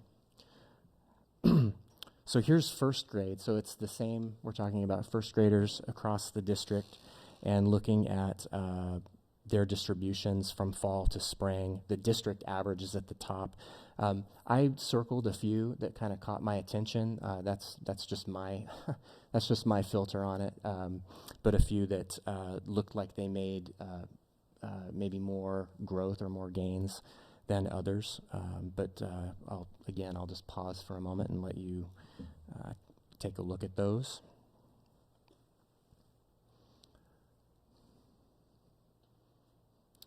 Sandy, let's go ahead and go to fifth grade. So here are the fifth grade results again. Just a question. Oh, yeah. Are you, okay, we know there was a drop in learning because of CDL. And so that last year was the first year back. Have you compared them to pre-COVID to see how much drop in learning we had? Not on DIBELS specifically. We have been administering DIBELS long enough that we could definitely go back and look at 2018, 19. Again, the purpose of tonight was not necessarily to talk about the impact of CDL and the pandemic, but more to a bit of a taste of these are different ways we can show you information. I have looked at state assessment results going back to pre-pandemic, and next month I'll come share some information with you there. But in terms of our quarterly screener, I have not compared pre-pandemic. Yeah, I'm just thinking for the future is because that might be helpful for us too. Sure. Yeah. You shifted up. Okay, so Sandy moved us up to the fifth grade distribution, so you can take a look at that as well. Again, I circled some. Go back one. There we go. I circled a few that caught my attention, but again, I'll pause for a moment and let you take a look at that. Again, remember that slide that I showed you that said students that are at benchmark are 70 to 85% likely to be at benchmark the next time they take the test. Again, meaning that there's 15 to 30% that are not likely to be at benchmark. So we have to have very sophisticated teaching and learning tiered systems of support in place and measurements that give us timely, accurate information. So you can think about that's, and I put that slide in so that you could have a bit more context about this distribution. Okay, let's go ahead and go to the next one. Okay, another tool that we use is the math inventory. This is a Houghton Mifflin product, and this one is different than Dibbles. It measures readiness for math instruction, and we use it in grades 1 through 8. It is a Common Core aligned and an adaptive assessment, and it reports out using a unique thing called a quantile framework that is kind of similar to like a Lexile vertical scale. So what it basically is designed to do is tell teachers what math is a student ready for next. And it gives them other information than that. But that's really why they use this thing called a quantile framework. Go ahead and go to the next one. So I pulled this out of their technical document, just so you know. So at any grade up to 9th grade that a student that takes this assessment, it provides information about their readiness for Algebra 1. So you can see here, students who achieve at the proficient performance standard are on path. So it's another way of saying they're kind of on track to college and career readiness. That's similar to what the Smarter Balance assessment would tell us. Students that are at advanced, based on their national sample, are ready for Algebra 1 by grade 8. And then students who are basic or below need additional support in order to be ready for Algebra 1 by their 9th grade year. Okay. Go ahead. So here's the distribution from fall to spring last year, grades 1 through 5 on the math inventory. I circled the whole thing because there's just a lot of growth there across the board for students. So that's great news for us. And again, so seeing all that growth is fantastic. Again, based on the last slide I showed you, this would still show, if we were looking at any one of those grades, like 5th grade, for example, we still have nearly 70% of students who are at that moment in time not quite on track for Algebra 1 by their 9th grade year. So again, making sure that there are multi-tiered systems of support in place to make sure students have what they need to make up whatever gap might be there. Go ahead and go to the next one. And then again. So here's spring math inventory at 1st grade. And I didn't put any circles on this one because there's a lot of growth across the board here when we look at different student groups, which is wonderful news. Go ahead and go to 5th grade, Sandy. Thank you. And same thing here, lots of growth. You do see some more growth in some groups than others, and so that's certainly a place where important conversations can happen. But at an aggregate, I would say a lot of growth here, and that's good news for us. Let's go ahead and go to the next one. Okay, reading inventory. So this is the tool we use at the middle level to better understand how reading comprehension is going. This one measures reading comprehension using the Lexile framework, which many of you are familiar with. Again, Common Core aligned and an adaptive assessment. I've said Common Core aligned a few times, and I'm purposefully not digging into what that actually means, because it can mean lots and lots of different things. And I know you get engaged in curriculum adoption conversations where we talk about alignment to standards. Maybe next month when we talk about state assessments, I'll try to unpack that a little bit more. But I do want to name that it's a simple thing to say, and it's actually a pretty complicated thing. Lexile, as you know, has a beginning reader level, a continuous vertical scale that goes up to graduate level work, which would be north of 1,700. The median text demand for going into the military workplace and so on would be in that 1160 to 1260 range, and the median text for post-secondary would be about 1355. I also want to say that the Lexile is, again, kind of a murky tool that's commonly used. There are examples of different kinds of works that really don't check out very well on Lexile, so I think we take it with I would recommend taking it with a grain of salt. John Steinbeck, for example, his work is obviously complex and rich, and often Lexile's out pretty low, so there's examples of that. But for these purposes, I just wanted you to know reading inventory is measuring comprehension against that framework. Go ahead and go to the next one, Sandy. And one more. So this is the distribution of performance levels for grades 6, 7, and 8 on reading inventory. Fairly consistent growth, I would say, from fall to spring. 6th grade showed maybe a little bit more than others. Go ahead and go to the next one, Sandy. One more. And here's 6th grade, fall to spring. So again, quite a few groups who showed a lot of growth. Pardon me. Let's go ahead and go to the next one. And this is 8th grade.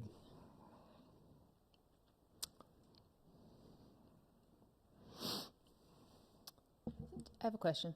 Yeah. I know with Dibbles and I think with Lexile, the standard that they're comparing against for like if their proficiency moves based on the time of the year, like there's a fall, winter, and a spring assessment. Right. Is that true for all of these? Is that true for math as well? I don't believe it's true for math, but I'll have to double check on that.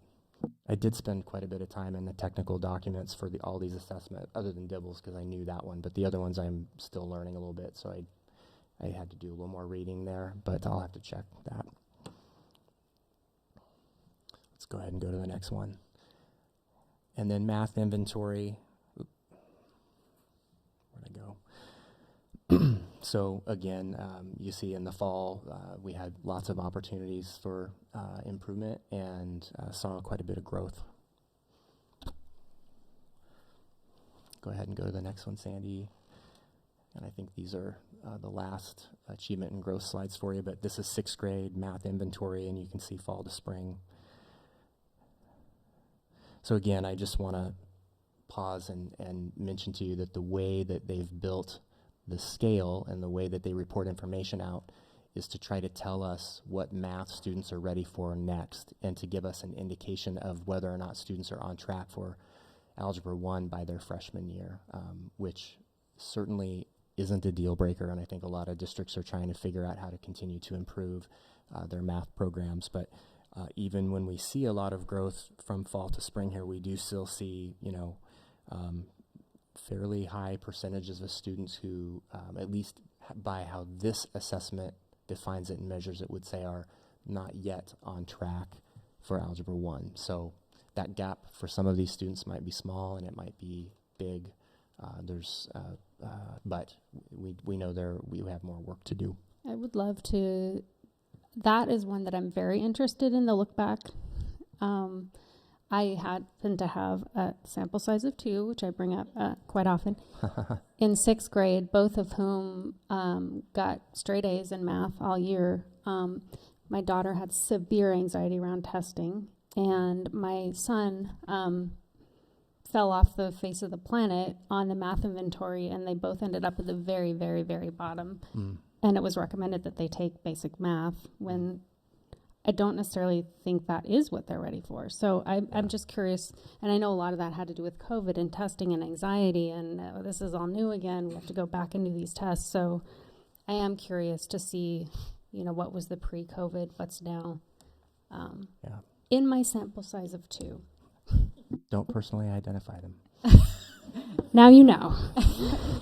A question on this, because I notice with the math especially, is this very low on the fall. Do you think that is partly, I think about it, people tend to read things all the time, even kids, they're reading things on their phone, but they're not doing math all summer. So is it more, that first month they're getting back into the groove, so to speak, to go on the math, so they're always going to score real low in the fall? I do think that you get some summer dip, and I have not specifically looked at hours, historically over time to see if we have a little bit of a fall dip and then kind of catch back up. That's pretty common in other districts that I'm a little bit more familiar with, so I wouldn't be surprised if that was the case here. Yeah, it just seems more logical because kids don't tend to use math in the summer. I don't know why, but yeah, you're right. Yeah, they weren't like me. I like math, but Yeah. Okay, let's go ahead and move on to the next one. I think I gave you a chance to see 8th grade already. A similar story to some of our other grades here as well. Let's go ahead and go to the next one, Sandy. Okay, shifting gear over to some discipline data. Go ahead and go to the next one. So on this one, I just want to mention, and Heather brought it up before, there are different categories of discipline. There's some really exciting work coming up, I think, for us starting this year and moving into the years to come that will hopefully help us address some of these things. For purposes of the data that I have for you tonight, want to just make sure I define exclusionary discipline would be expulsions, suspensions, both in and out of school. Major incidents would include exclusionary incidents, and we talk about those and designed our systems to define them as typically handled at the office level, so an office referral, and that would be something different than a minor incident, which is typically handled at the classroom level. I believe we have very consistent protocols and understanding in our district. I'm definitely still getting to know our discipline data and how our buildings implement these kinds of things. So I want to name that there are different ways of defining these things, and across the board in any school district, discipline data is going to be some of the murkiest data to work with. It's some of the most important data to work with, but it's also very subjective, and so I just want to name those things. Go ahead. Oh, yep, go ahead. Yeah. Where in that office classroom mix, when things happen outside of school, because I've also heard students talk about that.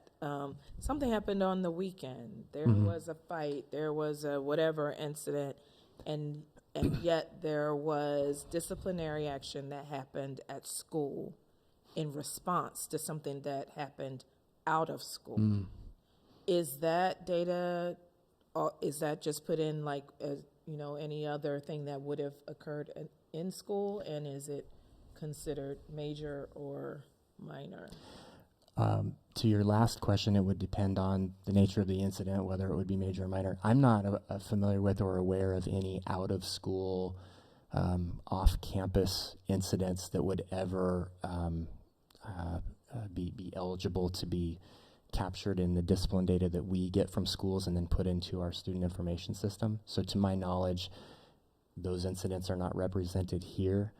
However, I would really want to get feedback from principals and probably from front office staff to find out if that is a practice that's been going on. And then there would be lots of other questions and policies I think we would need to take a look at, because I don't know that those kinds of things that you're describing are, that it's best practice to attend to those through our sort of in-school process. Tay, did you have your hand? Were you? Yeah, I just wanted to add to your question, Donna. In the past, so when I was doing this 2 years ago, at times it would impact what we would see here. And the reason being, if there was something that happened outside of school but interrupted the school day based on a student behavior, bringing something back, say there was a fight outside of school, the student comes back to school, has maybe shared text messages or a video of the fight, it will impact how we handle it then in school, even though it took place originally outside of school. Now it's come back into the building and has disrupted the building. So sometimes in certain situations there has been, what word am I looking for? A reaction or some type of, I can't even think of the word I'm looking for. There has been a disciplinary response to the student's behavior based on that. Okay, and would that be reflected in the rest of in the discipline data? It would, yeah. Thank you. Thanks for the clarification. So I learned something tonight. From my perspective, anything that's in synergy is going to be presented to you here. So if those kinds of examples get put into our system, then they would be here. This data set tonight does not include those classroom level incidents because those many times don't make it to the office to get put into the system anyway. So just to, again, try to provide the cleanest data set we can, we're showing exclusionary and then majors, which are office referrals. So this first one is, and I broke it down by grade band for you. So looking at elementary, middle, and high. So what I've done here is showing you for each student group the percentage of the total population that they represent, and then the percentage of exclusionary events that they represent. So this is designed to kind of show you, do we have under or over representation in terms of our disciplinary events, which is good information for us to have as we're moving forward. The one question, but this like exclusionary, it only if they get sent to the office. It's not if I spent 5 years tutoring in the elementary or helping classrooms, and I'd often see kids being sent out of the room to sit outside of the room. Right. And they wouldn't be included in the exclusionary if you're just taking. That's true. So that would be a good conversation again with our building leaders and with district leaders to talk about our policies on that. We have flags in our student information system for when students are expelled or when they're suspended for in school or out school. If it's a student who's disruptive and gets sent out of the room for the rest of the period, those sorts of data wouldn't show up in our exclusionary data here, only if a student is moved to some kind of expulsion or suspension. Yeah, I'm a little, if there's some way, and this is elementary, I'm not talking about middle and high, because they don't usually sit them outside the room, the elementary do. Do they still? Okay. My kids never sat outside the room. But especially with the elementary, because that's setting, we talk about disparities, and I happen to see an incident between 2 years, knowing the little man, is that it was how the teacher handled the child, because I never saw him sitting outside in 5th grade, but I always saw him sitting outside. And I think sometimes that's a discussion that school has to have, because they may be unintentionally, causing those disparities in discipline, and that carries on through. If it starts at elementary, it's going to carry on later, so. Yeah, I think it's a good point that there could be exclusionary practices that are not being recorded. Yes.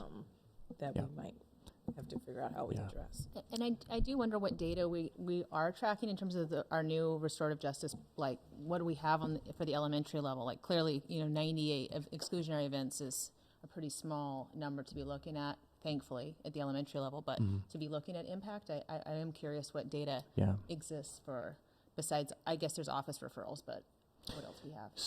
Yes, and so the next set of slides after the exclusionary will show you office referrals, which are akin to majors. Again, this is last year's data, so tracking discipline, on a monthly basis and reporting out to you. This month will certainly be an important measurement for us in terms of the implementation of restorative practice, which I think is what you brought up, Frida, is certainly one of the examples of how we see restorative practices helping improve the limitation of those kinds of exclusionary events, those relationship building practices, so that when we get into when a teacher gets into a tough spot, they've got a different set of tools potentially to be able to maintain the inclusion of a student in a learning environment. Could you explain this? I don't understand what I'm seeing here, and I feel kind of dumb saying that, but what are we looking at? Yeah, so the blue bar is showing you, again, based on just last year, it's showing you the percentage of the total population that a particular group might be. So my eyes aren't very good from this distance, but if I was looking at, let's say, Hispanic students, here, I'll just look at my own screen. There we go. That's much better. So Hispanic students at the elementary level last year represented 28% or so of the total population, and among the exclusionary events that happened, they represented a little bit less than that. Maybe looking at white students would show a little bit more disparity, or special ed students. Let's look at that one. So last year, special ed students at the elementary level represented about 12-ish% of the total population, but they represented nearly 40% of the exclusionary disciplinary events. So that's kind of a significant overrepresentation by that group, where looking at, say, Asian, over more toward the left, you would see that Asian would be, underrepresented in terms of exclusionary discipline. I guess that's what I was wondering about. 'Cause it just seems to me if say the white population makes up 34% of the entire student base, then obviously they'd have more exclusionary events, even if they're overrepresented here because of just the number of students we're looking at versus other subcategories that had a lower percentage, but it's because, way less students. I wonder if there's a different way to show, I'm sure you're going to show us different ways of looking at this data that might be easier to interpret, Yeah, and I'm happy to try to cut it up and show it to you in any ways that you want to. I just will share, this is a really common way for people to look at the equity component of discipline under an overrepresentation in disciplinary events. But if this is something that is not as useful to you as other things, I'm happy to try to figure out other ways to show it to you. I mean, honestly, if there was no disparity, the lines would be even, right? Correct. In the ideal world. So Correct. you'd see the white would just be the same. Right. So it's just a way to quickly look, where is there an overrepresentation and where is there an underrepresentation? If the lines were perfectly even, yes, there'd be absolute perfection. Okay, that makes which sense. does not exist because we're human beings and we're not just races. If I was looking at the special ed category again, they represent 12% of the population at this grade band. So if they were equally represented, they would represent 12% of the 98 events. So, 10-ish, something like that. But they were, over 4 times more than that in terms of, and this is exclusionary, so these are expulsions and suspensions, which are pretty significant events. So again, it's just a way of trying to understand some of the equity concerns that we might have in terms of our disciplinary practices and how we want to work forward in improving. And in the numbers with your special ed and your ELL, they're also broken. They're over on the other side too, with the different demographics. What do you mean by other side? Well, the demographics, their numbers, you have 491 special ed. Are those numbers included in the other demographics? Yes. Okay. Yes.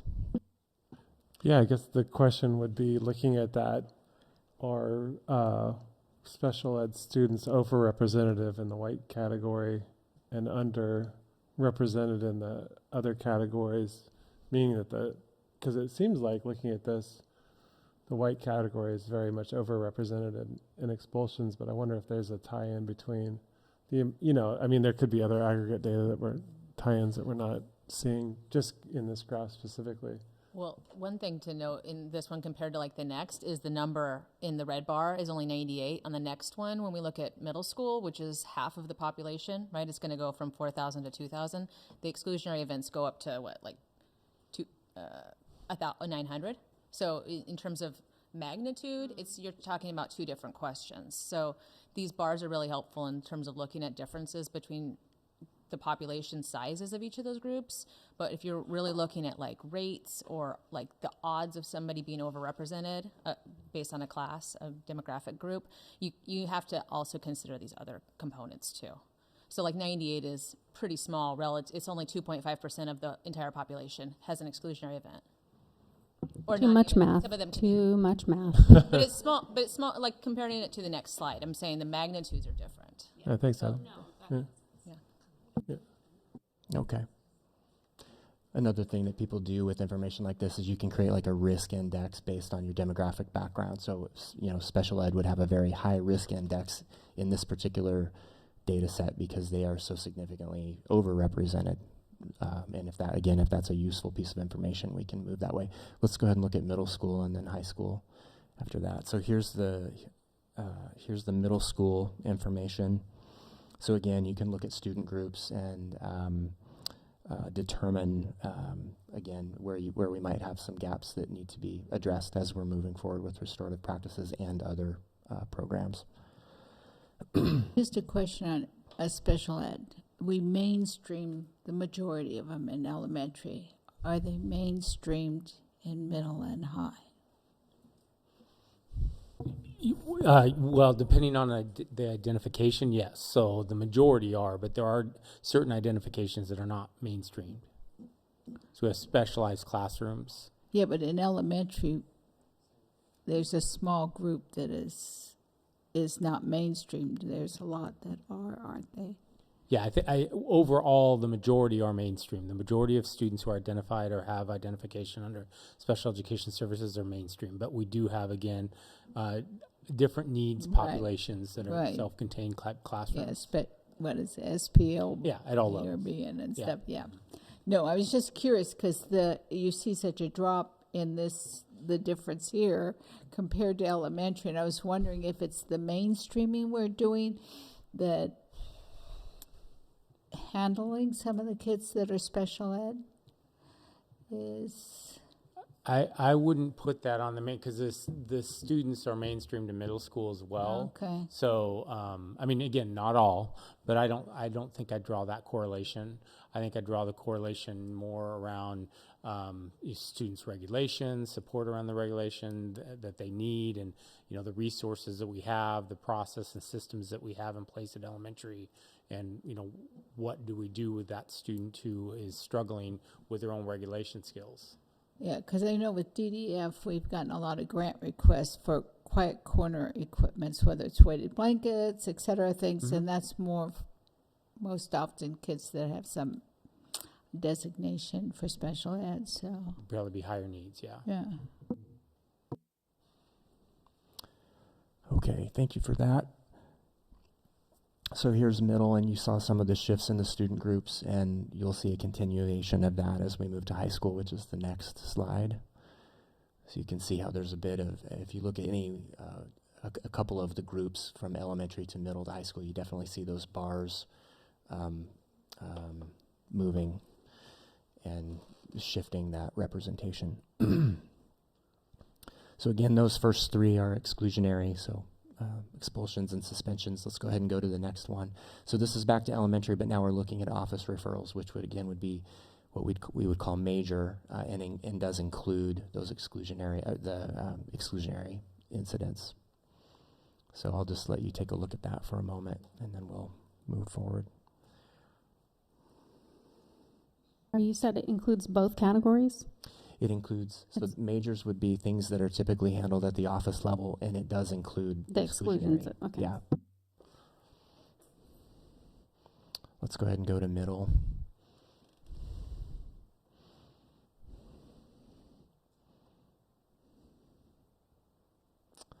And high school. And that's that's high school. Could we get some pre-COVID comparisons with this data? Because what I was hearing all last year was middle school was really having a lot of incidents and stress with the kids having issues. I just think it would be good to compare pre-COVID with post-COVID on especially the middle school and high school. Yeah. I don't know if this is where to talk about specific behaviors, but two that I'm very interested in specifically, and I would like to talk to everybody about, is pulling out an objective measure and a subjective measure. So the two that I think of as weapons for objective, and for a subjective, I would really like to think about insubordination. It's a very vague term that I think, especially in high school, plays out with racial disparities. Those biases really start to become real evident.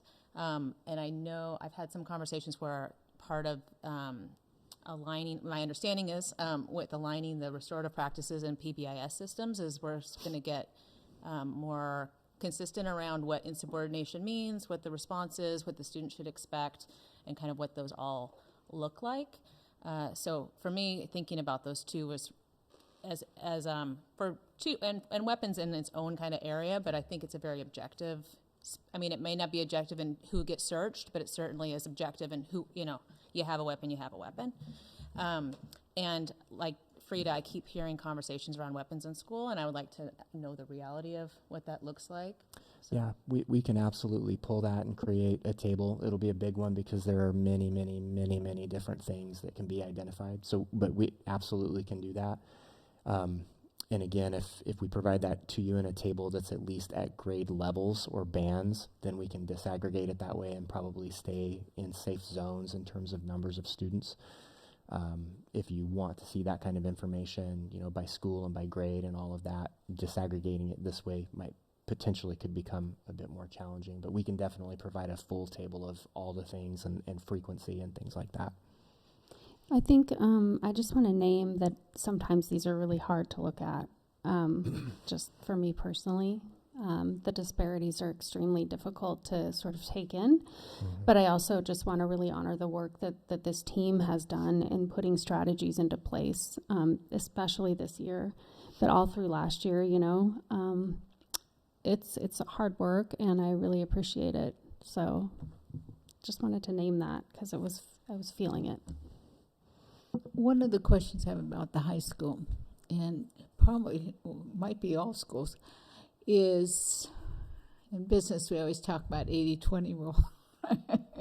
20% might be causing 80% of the issues or whatever. And I don't want names because then we get into personnel and whatnot. But say at the high school, those that are being sent to the office, how many are being sent by each teacher? Because you may find that it's a very few amount of teachers that are really doing a lot of the referrals. And I think that's an important thing to know, because that's, to me, is professional development for those teachers, equity training for those teachers, or whatever, that more training or whatever to help them realize that they might be doing this when they may not even realize they're doing it. Yeah, we can certainly look at that information as well and give it to you in a way that would protect everyone. It could just be teacher A, B, and C. Sure. Yep. And on that note, actually, if we go to the next slide, this is the last piece of data I have for you. I'm always interested in looking at, again, order. It's a way of looking at order of magnitude. When we looked at all those data that you just saw in the last 6 slides, at the elementary level, 10% of students generated 98% of the office referrals. So that would be the second set of 3 slides. So the majors are the office referrals. At the middle level, 10% of students generated 77%, and at the high school, 10% of students generated 83%. So you do have a smaller percentage of students who are showing up more often in terms of incident referral forms and things like that. At the district level, 8% of students generated all of the exclusionary discipline, so just across the board. And those are, I think, similar to the kind of information Frida was just talking about. Looking at it through these sorts of lenses also helps us understand how to use our resources well in terms of training and things like that. Let's go ahead and go to the next slide. Just wanted to say 2 other things on discipline. We've talked about it a lot already. There are some changes coming up to the behavior incident form that we use. So we're hoping that in addition to professional development and in addition to the implementation of restorative practices, which is really a multi-year effort in order to start seeing changes at the systems level, is going to help us see, less disproportionality in terms of exclusionary and major and just any discipline event. And it's going to take some time to do that. And we do want to track as often as we possibly can to see the effectiveness of those efforts. Let's go to the next one. So just wrapping up here, I know you gave me a lot more time than what I was allotted, so thank you for that. We'll continue to refine the data presentation schedule. I think it sounds like, based on your conversation, we've got a good start on the kinds of information you'd like to see and how often you'd like to see it. I do appreciate a fluid back and forth so that we can continue to be as informed as possible about the kind of information that's going to be most helpful for you and your work. So thank you for that. Next week on September 15th, the state assessment results come out on September 15th, so I just want to give you that as kind of an FYI. There'll be information out in the world about how our kids did on the state assessments last year.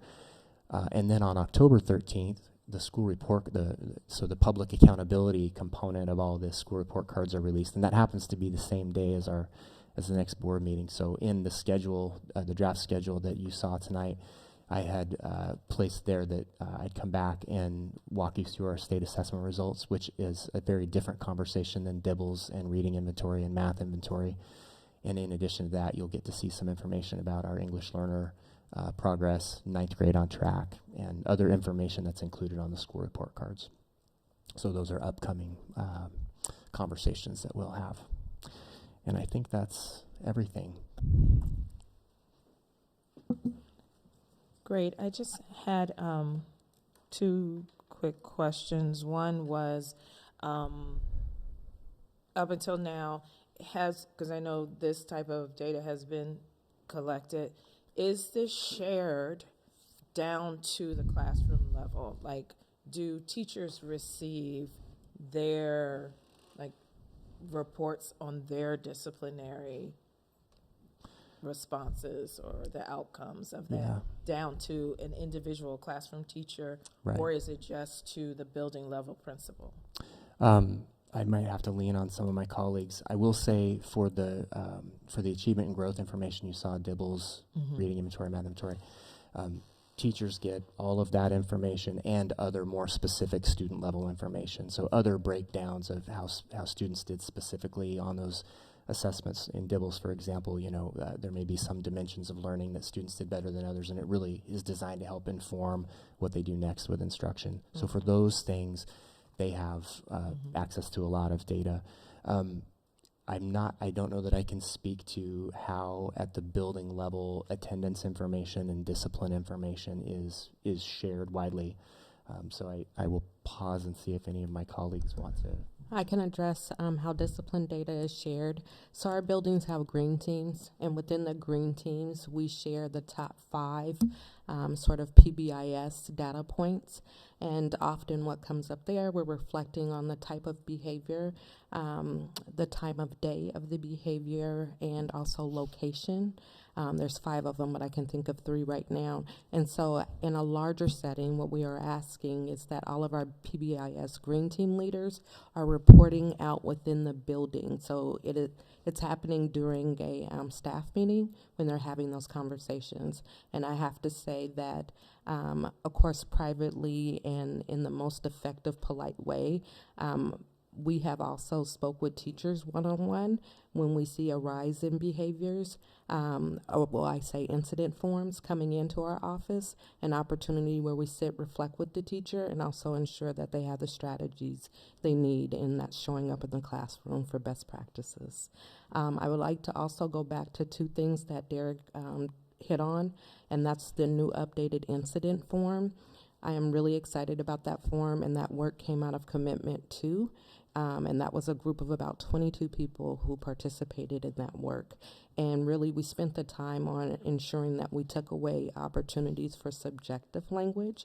In fact, one of the lines clearly reads fact-based. So when we have our teachers writing those referrals, we're asking for, please share exactly what took place. Also, the language of defiance has been removed from that referral. Okay. Thank you. My other question was regarding our charter school. Do we get any information from Arthur Academy on any of their discipline numbers, or is that just totally separate from us? I don't believe we do. John, do we get no, we don't get any discipline data from Arthur Academy.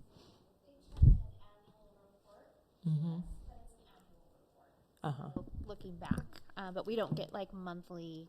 We could ask for it if that's something we would like. Does the annual report include this type of breakdown for discipline and or reading?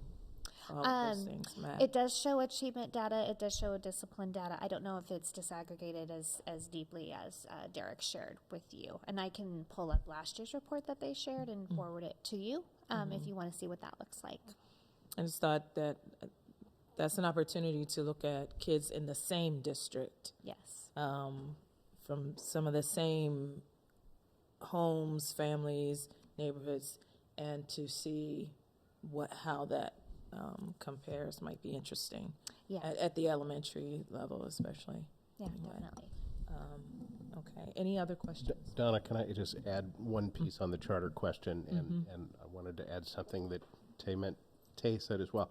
On the charter, in the charter school, I spent some time out there. I'm working with them on their special education delivery and partnership.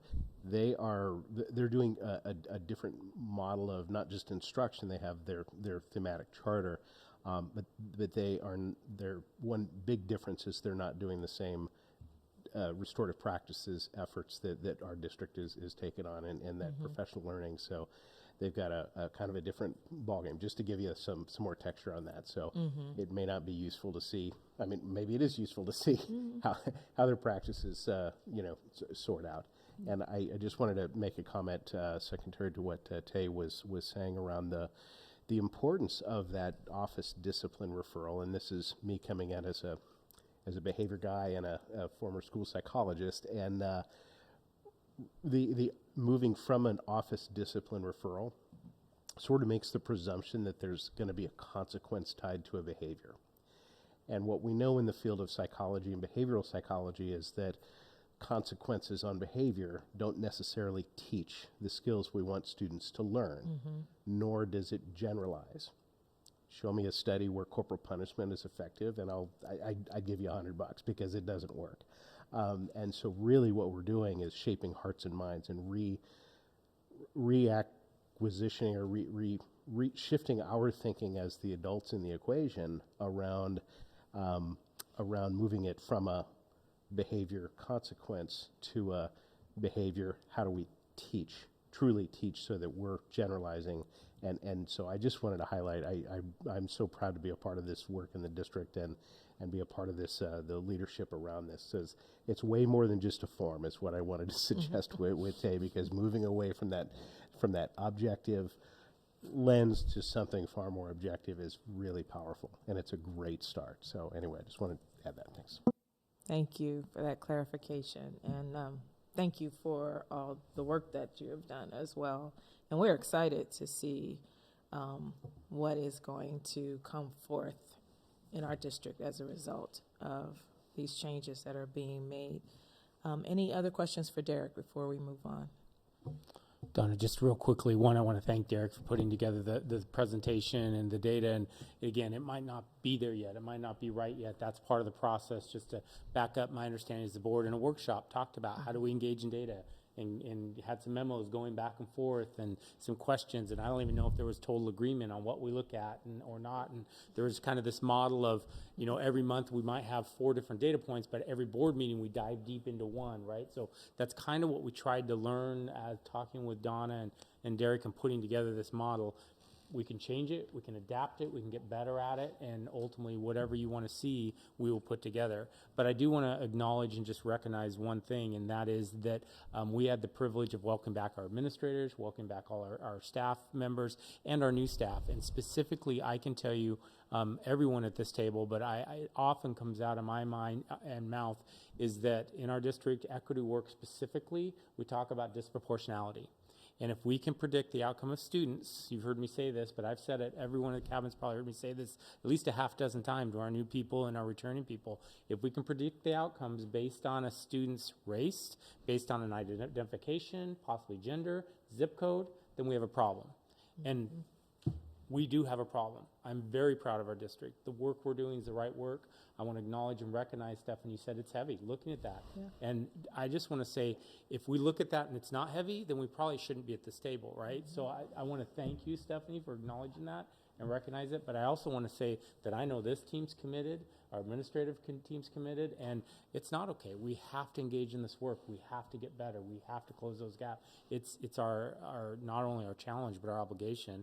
And I so appreciate the board saying, hey, how do we get more involved in student achievement? How do we get more involved in data and looking at it? So I want to commend the board because it's the right work, and it might not be perfect this month or even next month, but we want to engage in the work with you. So thank you. Cool. Thank you. I have one quick. Oh, did someone else want to go before? No. Oh, okay. I just want to say I appreciate that you said that, Ken, and appreciate everybody who's been working on this because I know it's really tough. And one of the things that I was thinking about is, looking at this data is really hard. And it makes me think, what's next? I feel like we kind of said this earlier. And I know that a lot of like discipline, attendance has to do a lot of times with what's going on at home, right? So there are so many reasons why this is showing up for students in addition to what's going on in the buildings. So I'm wondering, with the new restorative practice principles, how many like students out of the, who have these incidents or like who have like expulsions or are sent to the office, like how is that supporting the student after the fact, right? And I feel like that's probably something that's been thinking about, but I just wanted to say it out loud that, hoping that students, especially those who, are, have multiple referrals or have multiple expulsions, are being supported, like what is going on behind the scenes, because there is so much in addition to the classroom. And obviously, that's something that I worry about that really affects students, like what's going on behind the scenes that teachers might not see, right? Or staff might not see. And I'm just looking forward to like how our principals are going to interact and how they could be that support, that one adult that is supporting them. Thank you, Gabrielle. What I would suggest is since we have this wonderful slideshow that has all these different examples for us, that we look at it in preparation for our workshop meeting, and then we can come to that meeting with thoughts on which ones we'd like that we think are important to make Derek aware of, to say, yes, these things we want to see, and as well as looking at the proposed schedule that he gave. So if we look at that over the next week and a half or two, so we come with that in mind. Okay, great. Thank you so much, Derek. Thank you for your time. Thank you, Derek. It's great to finally hear you in a board meeting, like share your expertise. And I have to say, like, right guy, right time. It really does feel like you're here at an exact moment when we're thinking about these issues. So we're really happy that you are here. Yeah, I want to tell you thank you, and I really appreciate you adding in more explanations on each of the measures too. That was super helpful for me, and I hope for everybody else too. But it was really great to be able to see you give specifics on like how they're standardized or not standardized, but how they're validated in those instruments. So thank you for all of this. This is super great, and I love the comparison of distributions and all of it. Thank you. Yeah, fun stuff. Yeah. Okay. So now we are going to go on to our bond update, and that is Pat. And I'll try to be fairly brief. We've gotten everything filed. We have a measure number. Woohoo! 26227. So we've been working on different marketing materials. And we also have the website up. So I think, is there anything, Ken, that I've missed? No, we can ask for input from Stephanie, possibly. She sits on the committee, but ultimately I was going to do it in my superintendent's report, but I'll do it now to save time. I would like to thank the entire bond committee, current committee that's working, Pat, her team, to file the amount of emails that went back and forth, wordsmithing, and making sure we're under the words and ultimately getting a title and number. It was a tremendous lift, and I want to focus out and really say thank you to Pat. But there's other people at this table as well, including Stephanie, that are basically countless hours. Frida, Jeremy, we're in weekly meetings trying to keep up with, and at this point I think we're kind of like launch, and it's going to be going very, very fast. But up to this point I just want to say thank you and a recognition, and ultimately here we go. Yeah, I do. You said it. There you go. Donna, can I make a comment? And Sure. it's more as someone who's worked on so many bonds, so many levies, tax bases, you name it. I have to compliment this board, because the last one, there was 2 of us that pulled the heavy lift and a couple others that gave a little time, and the rest didn't do anything. And this board, they're killing it. They are just all working so hard, and I feel relieved to just sit back and do my little part and stuff because it's spread out among so many more people. And I, as a board member who has been through this so many times, I really appreciate it. And I'll let you know it doesn't happen all the time to have such a supportive board on and willing to put in those extra times. I agree. I just want to thank all of the board members, as well as I know the Pat and her team. I mean, I see all the messages flying back and forth, and I know you guys are grinding, and really appreciate that. And I know that it's going to pay off for our kids.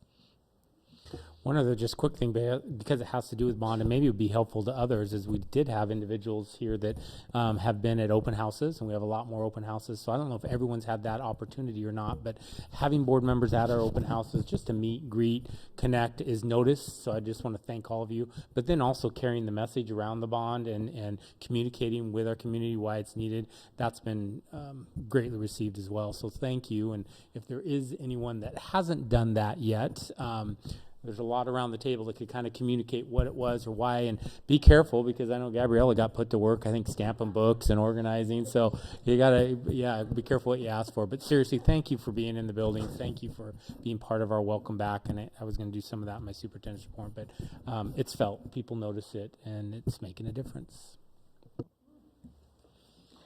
Okay, and so now it is time for our interdistrict transfer recap. Ms. Candy Wallace. Yes, thank you.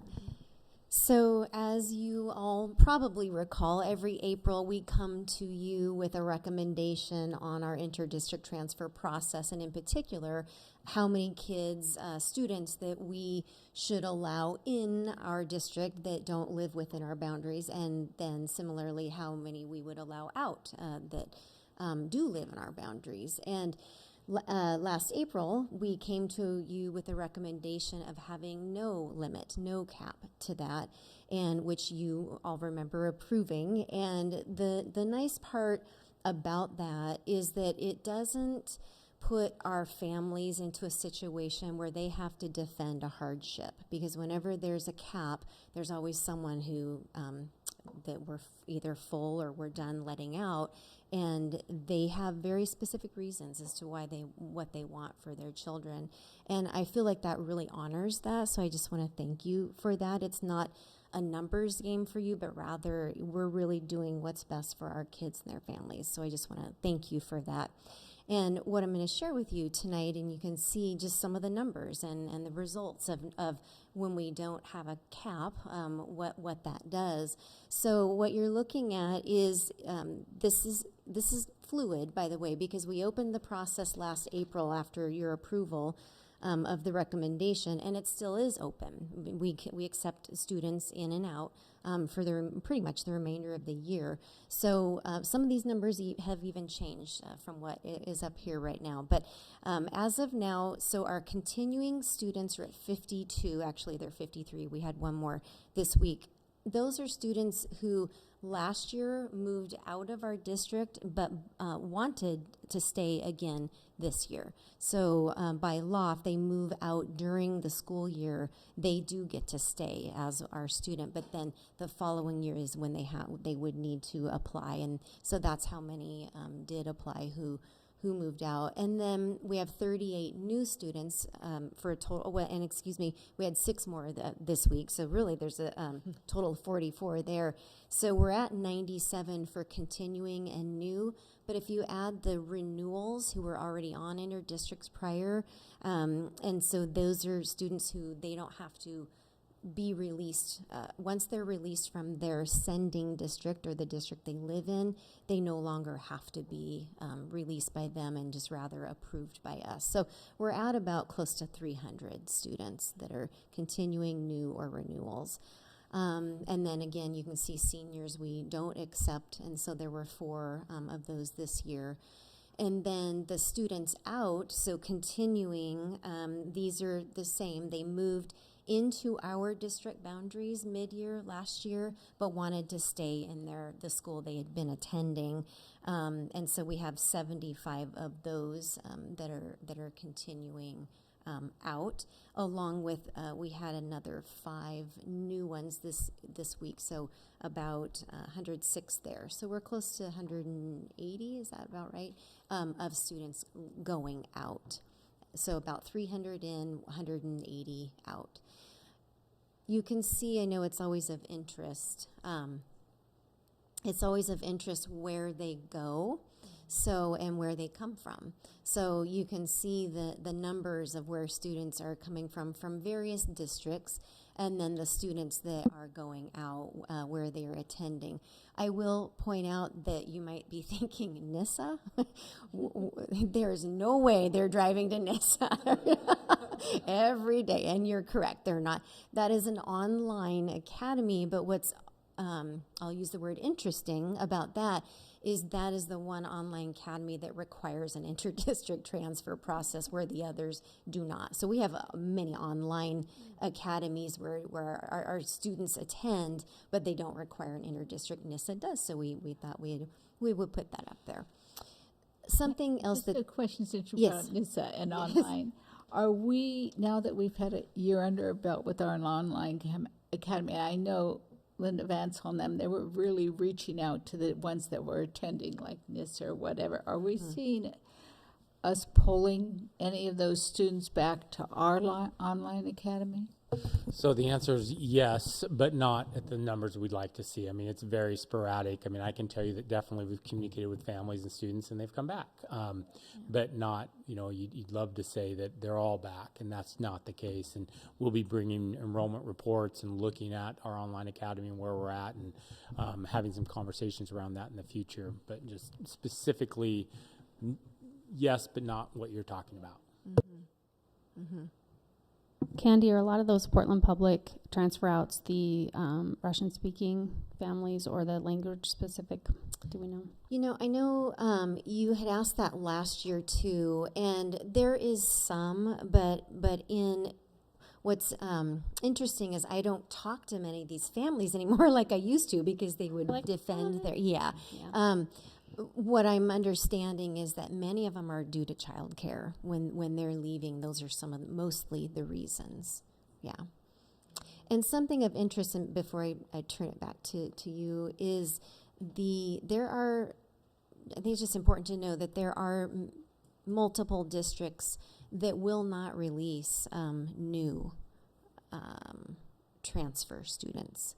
And what I mean by that is we release all, and we don't question it for the most part. And we're not supposed to question, actually. That's the law. We're not supposed to know their story or their discipline data or whatever. That's why the law is in place.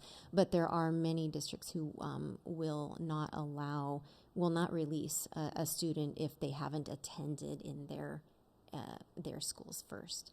So I just thought that was kind of interesting. Can I do a follow-up question to Stephanie's? Mm-hmm. When you say it's for child care purposes, do you mean that the schools are going to provide better child care, or just other factors? Yeah, it's often their child care that they use is closest to the school that they're currently at, if that makes sense. So it's not like a school provided. And whatever the provider is, whoever the provider is, yes, family. It could be, I know some folks that work within the school district, so they might want their kids to go to the same school that they work at, and they live in David Douglas. So I know some teachers. I mean, there's lots of reasons for childcare. Yes, yes. Oh, that makes sense. Thank you. And previously under the law, I found myself coaching our families who did call about one of the hardships, which is childcare. So it just makes better sense to just open that up, and they don't even need to discuss that. It's just a given. They can have that choice. So that concludes my report. I'll turn it back to you.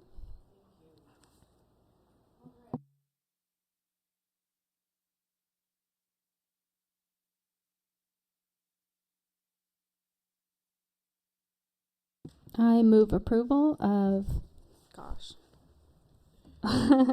policy IGDJ instruction, policy IL instruction, assessment program, policy JBB students educational equity. I'll second it. It's been properly moved and seconded. Is there a question? Okay, so we're prepared to vote. And I'll say Wawan. Aye. Frida Christopher. Aye. Aaron Barrow. Aye. Gabriela Saldana. Aye. Donna Barber. Aye. Heather Franklin. Aye. Stephanie Stevens. Aye. The ayes have it. So moved. Okay. Earlier we heard some public comment on a few things, and we're at the point in our agenda where we give a little time if there is any reflection, any comments that we want to make in response to that. Donna, they brought up gun violence, and I just want to announce it, and it will be on Douglas's Facebook, but EPAP, this month's meeting, the fourth Wednesday at 6:30, is we're focusing on gun violence. We're going to deal with, what is Measure 114? I think it was decided that it has to do with some restrictions on guns, but also requesting the mayor's office and police to attend the meeting to share how the emergency order on gun violence is, how it affects East Portland. So it's just a topic that's been of concern for the group. So I know Gabrielle was interested, so I wanted to make sure that we get the information out. And it will be hybrid, so it'll be in person in this office or this room or on Zoom, depending on people's. And when did you say? It's the fourth Wednesday at 6:30. What did we say? It was the 26th? I can't remember. 28. Okay. Okay. I don't know. I just helped set up the agenda. Something. I don't look at the exact day. I just know it's the 4th. Are you talking about the East Portland Action Committee? Yeah. I saw it as October 29th. No, that's the legislative one. Okay, sorry. Yeah, September's gun violence. We're already booking for the October too. So. Okay. Madam Chair, can I make a reflection on some comments around the bond? Just for clarification, because I think a lot of folks don't know like how the district gets its money, what it can budget, and fair, right? I didn't know before I was on the board and started digging into it, but like what I do know is that in Oregon, capital improvement bonds, like the one that we're putting on the ballot this November, is how districts pay for construction projects like big HVAC or repairs, new roofs, like all the health, the safety, the school, secure vestibules that we want to make sure people understand. We are putting, 11 schools don't have secure entries like they should, which goes to and we really just get money based on per students to educate kids, and there's some operational costs, but it does not anywhere come close to paying for the kind of projects that we're putting out there. So I just wanted to make clear that it's not a matter of prioritizing budget. Like Menlo Park alone was $6.7 million to do their HVAC. It's a huge amount of cost to keep our schools functioning. And so that's how school districts do it in Oregon. That's why we're doing it. That's it. Well, to add on to that, because he did mention putting the money toward SROs, and that's operation, and we cannot do it with a bond. And I think people need to understand they're two separate issues. Yes. And it's definitely only. Yeah, and we didn't, that's capital. also something that isn't what the district buys. The police department funds police and trains police, and, that isn't something that's a budget item that we were switching around either. I think there's just it's complicated, and I'm, but that's just the reality. Can we have some sort of clarifying document, like somewhere to do with the bond, where we could point people to? Because I've heard this at back to school nights too. Why aren't you just paying it from these things from the budget? Are you not good at budgeting money? Or COVID, or yeah. I mean, I have that, but it's on the other, the people who are running the campaign have information. But it would be great if the district also could provide like basics, like frequently asked questions. Why don't we just pay for this out of the school budget? I heard you guys got a lot of COVID money. What'd you do with that? Like, what about the Student Success Act? why can't you use some of that? Like, why is this needed? And so, yeah, I just think that we need to be clear with the public about why we're putting on there. This is basic stuff, you know, and we need it. I think those are good. It would be good to have a FAQ that address those, especially common questions. And it makes sense that people have those questions.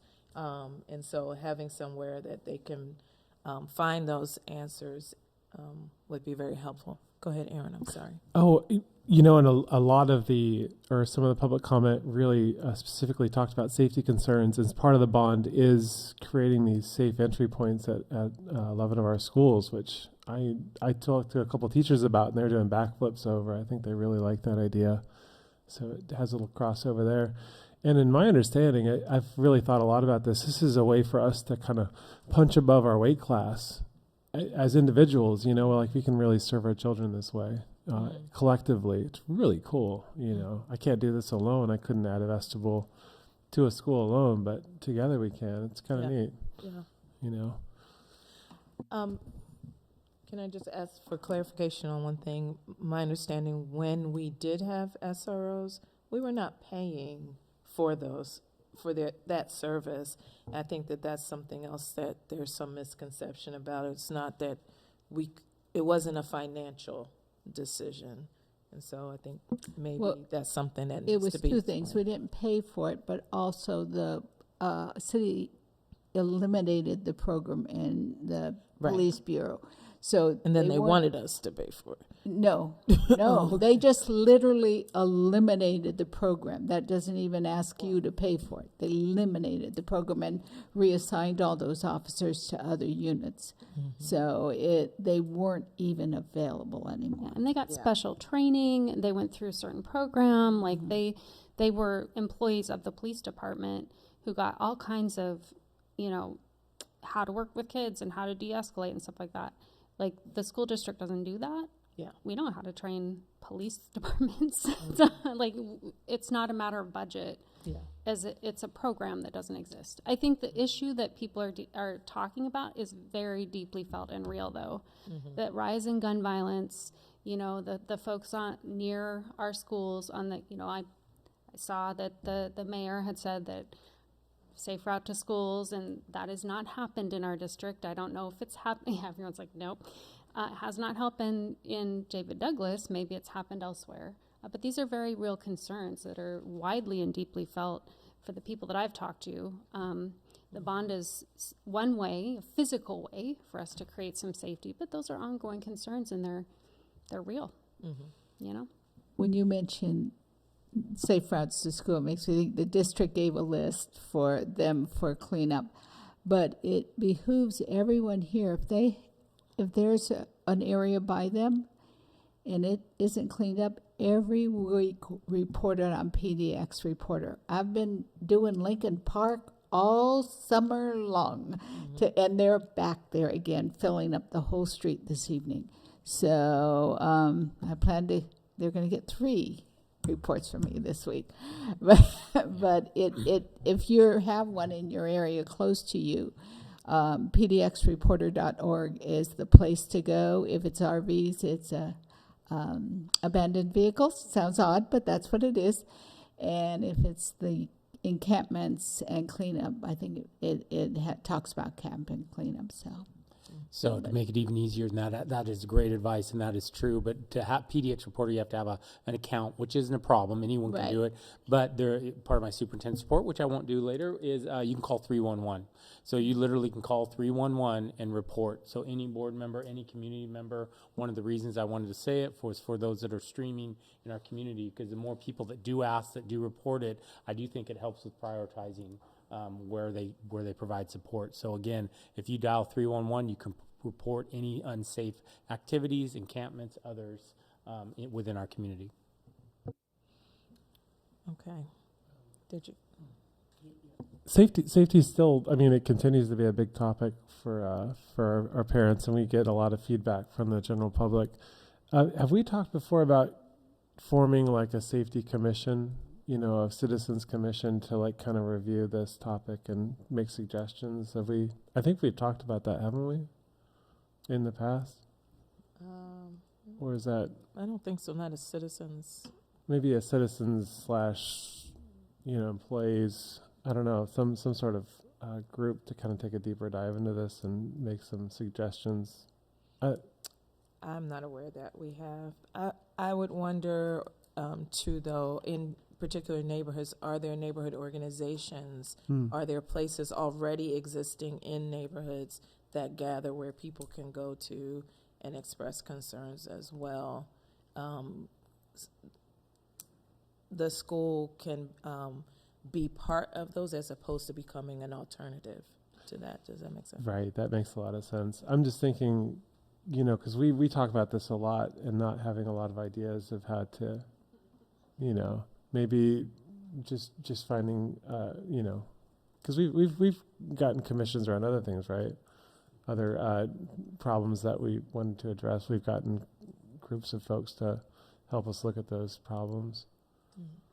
Just an update. I've been involved in the Gateway Problem Solvers, which is businesses and stuff in the area dealing with and reporting, and they have people from all the different bureaus that are cleaning up trash, towing, ODOT, you name it.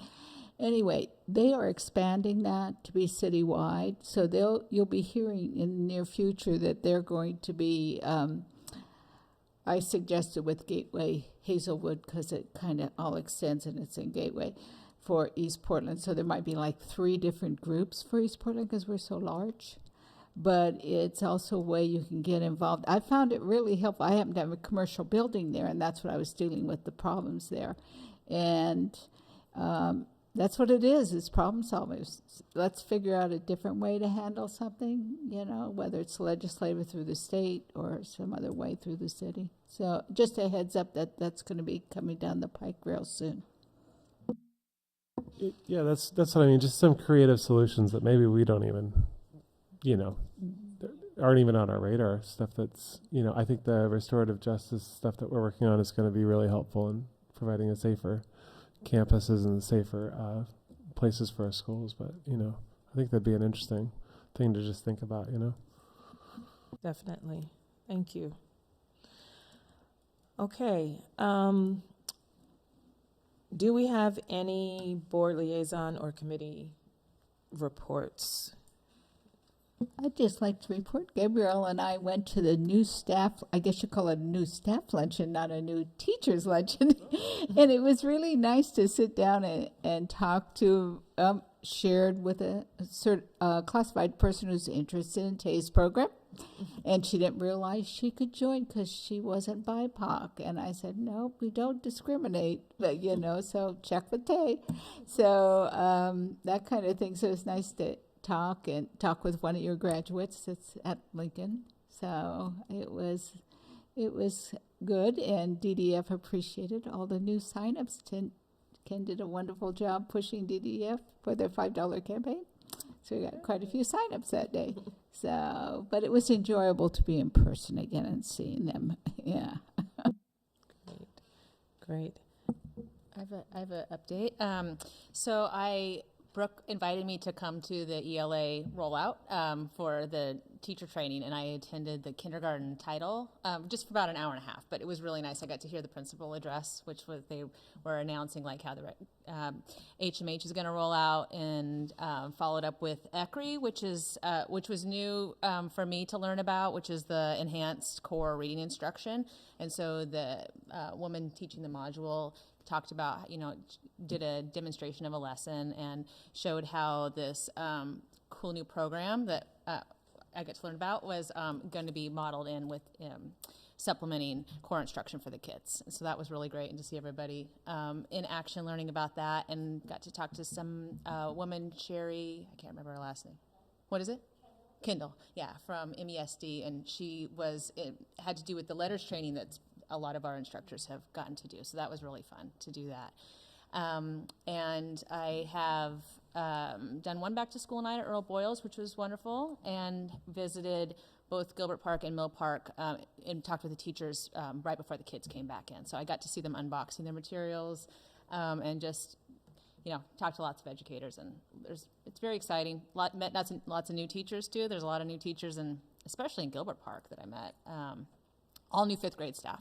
So that was pretty amazing. And anyway, just really good, a lot of excitement around both restorative practices and the ELA curriculum. I was really happy to see just basically, I mean, I didn't hear a single criticism. I mean, it was just like so excited.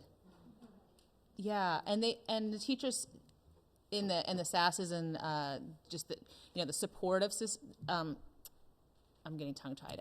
The supportive instructors in the schools too, like just it's just all connected, and the principals too, talking about identifying the gaps for the teachers and really understanding like just all of it, the entire picture of how to roll it out. So I'm really excited for our kids, and I'm really excited for the enthusiasm that the teachers have and the way that they're talking about achievement for our kids and the expectations of them. Are really expecting greatness from our kids, which is really great to hear. So that's. I also have to say, I went to 2 open house nights to the West Powellhurst and Cherry Park, and shout out to the bus drivers and the bus barn, because they had the big buses out front saying, you can be a driver. And I actually witnessed a principal sign a parent up to be an instructional aide in a classroom in the moment that they came to the, so, shout out to our district for hiring and recruiting our own. That was pretty cool. That's great. Can I say too, went to Ventura's back to school night, and I got to meet their new principal, Mrs. Smith, and she's Miss Smith. She's fantastic. I was really excited to meet her, and I'm really looking forward to working with her as their liaison. I also got to meet Mrs. Johnson, Miss Johnson. Anyway, both wonderful. It was really nice. It was a wonderful back to school night too. As I seen you, Brooke, and you too. It was really fantastic. I'm looking forward to Floyd's next week. Awesome. I think Stephanie mentioned assistant being hired right there. My conversation with the assistant, she did not realize that assistants were paid. And she used to be in the bus garage. Not that we don't need bus drivers too, but it used to be they used to recruit parents all the time to become assistants. And maybe a lot of them who aren't familiar with the system may feel it isn't paid. So it may be some education we need to our parents. There might be, or we're in dire need of assistance. So it might be good to kind of do a little promotion, all the principals there on that it is a paid position, not a volunteer position. Yeah, really quickly, it made me think when you said education. I was at the DDOA, the Online Academy, open. It was like very extended open house, and there were some low trafficked times, and I got to talking to Principal Myers, and we were talking about the school, the online school. It's relatively new, and earlier there was a question of are we getting back the students, and Principal Myers said very similar to what you said, Ken, we are, but not enough. And in my own personal life, I use the internet a lot. I'm on YouTube, on different streaming apps, and I don't know, maybe they figured out that I'm interested in education, so I've been getting incessant ads for online schools that are obviously not our schools. So we just got to talking if there's any kind of basically marketing to do for that, because it's literally every commercial break I get for online school to, and they make it obviously very, very attractive. And we also offer so much. I got to talk to her about, different field trips that they're planning, different ways to contact in person, along with being online and being flexible. So I feel like that's something that, families should know about, all these great things that they're trying to plan for kiddos to connect with each other, as well as having that flexibility of being online. All right, thank you, everybody. It's so good to hear everybody's out and about and making connections. And what came into my mind as people raised the issues of safety, that relationships are a means to safety. And I think we cannot underestimate the impact of relationships. In many neighborhoods, it is the fact that people know each other that makes the difference and helps to keep them safe, and they begin to look out for each other. And that's one of the ways that David Douglas is addressing safety in our district. So thank you very much. And now it is time for the exciting financial update and investment report from Pat Comer. At 9:40. We'll keep it brief. Actually, what was, not very surprising is that the state revenue forecast is up again for however many times now we've sat and gone through this, and from the initial panic when the pandemic started to now we have more money than we know what to do with, because we're going to give back kickers. And so you can see they're going to give back some pretty large kickers, or at least at this point they're estimated to be pretty large. Corporate kicker 1.1. They're expecting that, as we know, to go back to education. I think the biggest concern there is the amount of funding that K-12 education gets as a percentage of the state's budget has slowly been eaten away, and I think at the high point we were near 40% of the state's budget. I want to say we're somewhere around 26, somewhere in that neighborhood now. Who's taking our money? Talk to your legislators. It just, gets repurposed, realigned, and it's always interesting what they negotiate down there. So I think the biggest concern is whether, are we going to get back any of that lost ground, or is it really just going to be, well, we're going to put this 1.1 over and you're good. State's currently putting their budget together. We have a little bit of insight, but I think, we'll be a little later than normal, I think, because of the governor. So change out. And so I think they're anticipating January, February before we actually hear what the governor's proposed budget is. Normally that's like December. So, biggest concerns that our economists were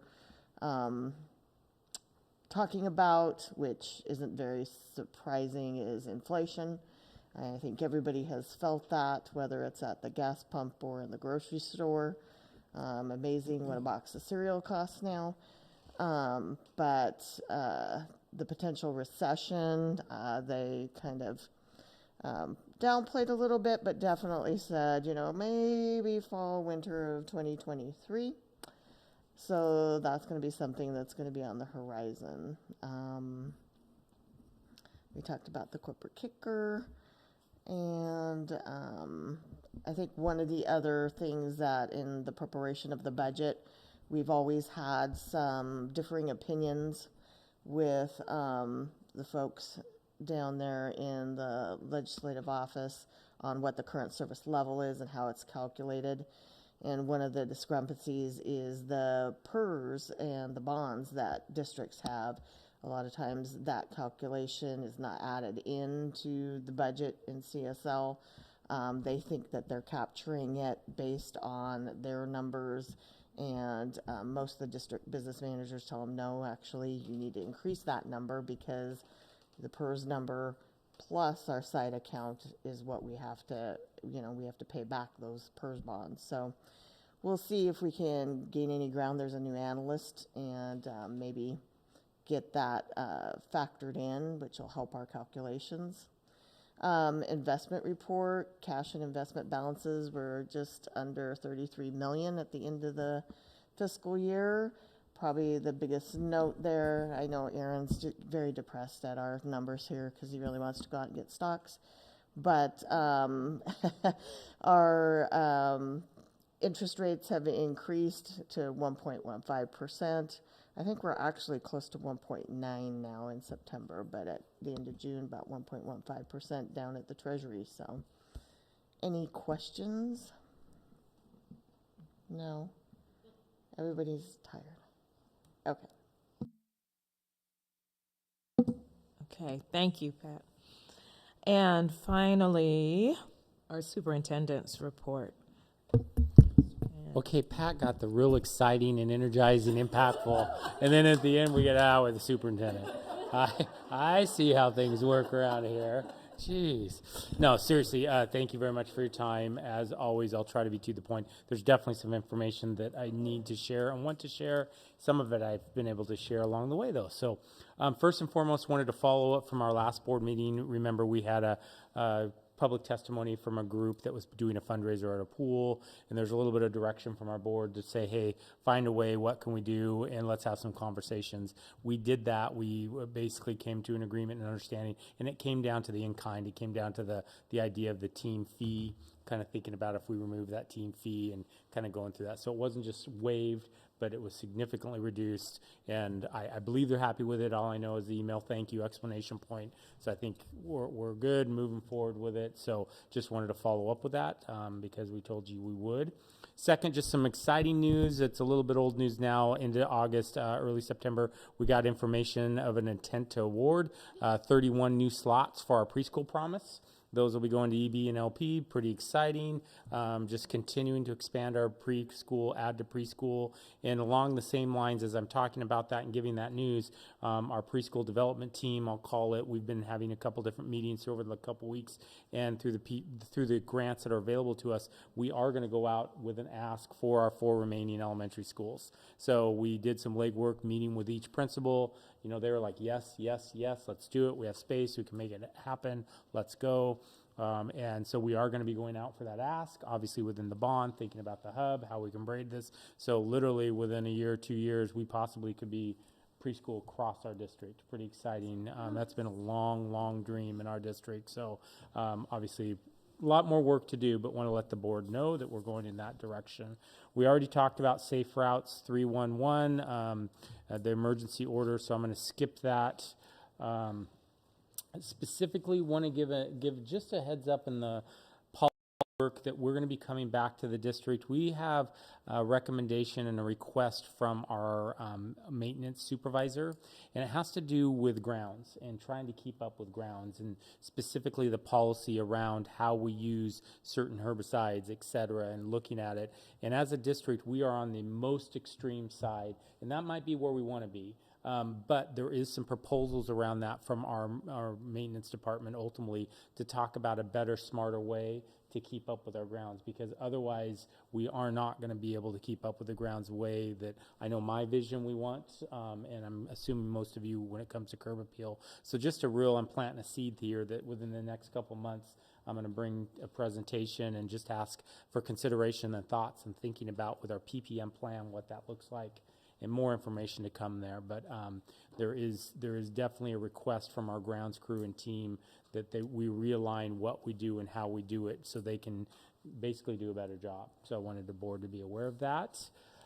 Yeah, please. And can you clarify when you say we're on the most extreme side of what? When you usage of herbicides, yeah, usage of weed control, usage of sprays. So basically, we have a policy that we have to have through PDM, but our policy is the most extreme, kind of like the way how we do it is on the very extreme. There's a lot of flexibility and gray area how we do it. And at some point the policy said, nope, the board said this is where we're at. And that might still where we want to be, right? But we want to have a conversation about that, how we think we can be smarter with our spraying, when we spray, how we spray, never when kids are in session, but there's just ways that we can do it that's not quite as extreme as the current plan, the PPA plan. Okay. So not necessarily about the particular products being used, but when we can use it, how we can use it, exactly, based on the plan. That's exactly right.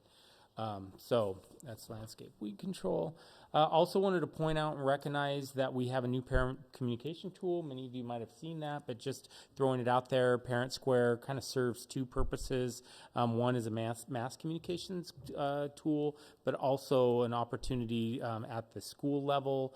It's the user end, we've gotten pretty good feedback across the board, but the back end's been a little bit bumpy along the way, the data piece of it, and a lot of people putting a lot of hours in to make it work. But ultimately, it is going to be a powerful tool, I believe. And one of the biggest things about it is maybe the most impactful feature is it does have automated translations. And right now, we translate our 5 most popular languages This has like, I don't know, 180 or 160 languages in it, that whatever's identified in the home language, ultimately it will translate for us. So there is some tools and some capacity that we're excited about, but as with any change, anytime you're rolling out something new, there's bumps along the way. So just want to identify that and share that. Is along the way. that different than Parent View?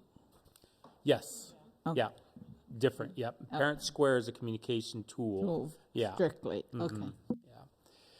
So we've already talked about it. I just wanted to celebrate. We've done about 6 open houses out of our 14 schools, and then we had high school registration. And I want to get to it. We have a 4-minute video. I just going to ask you to indulge me at the end of my presentation here. That just because what's it about? It's about kids. So we'll get to that in a few minutes. But my point is I will concur the energy, the positive feel.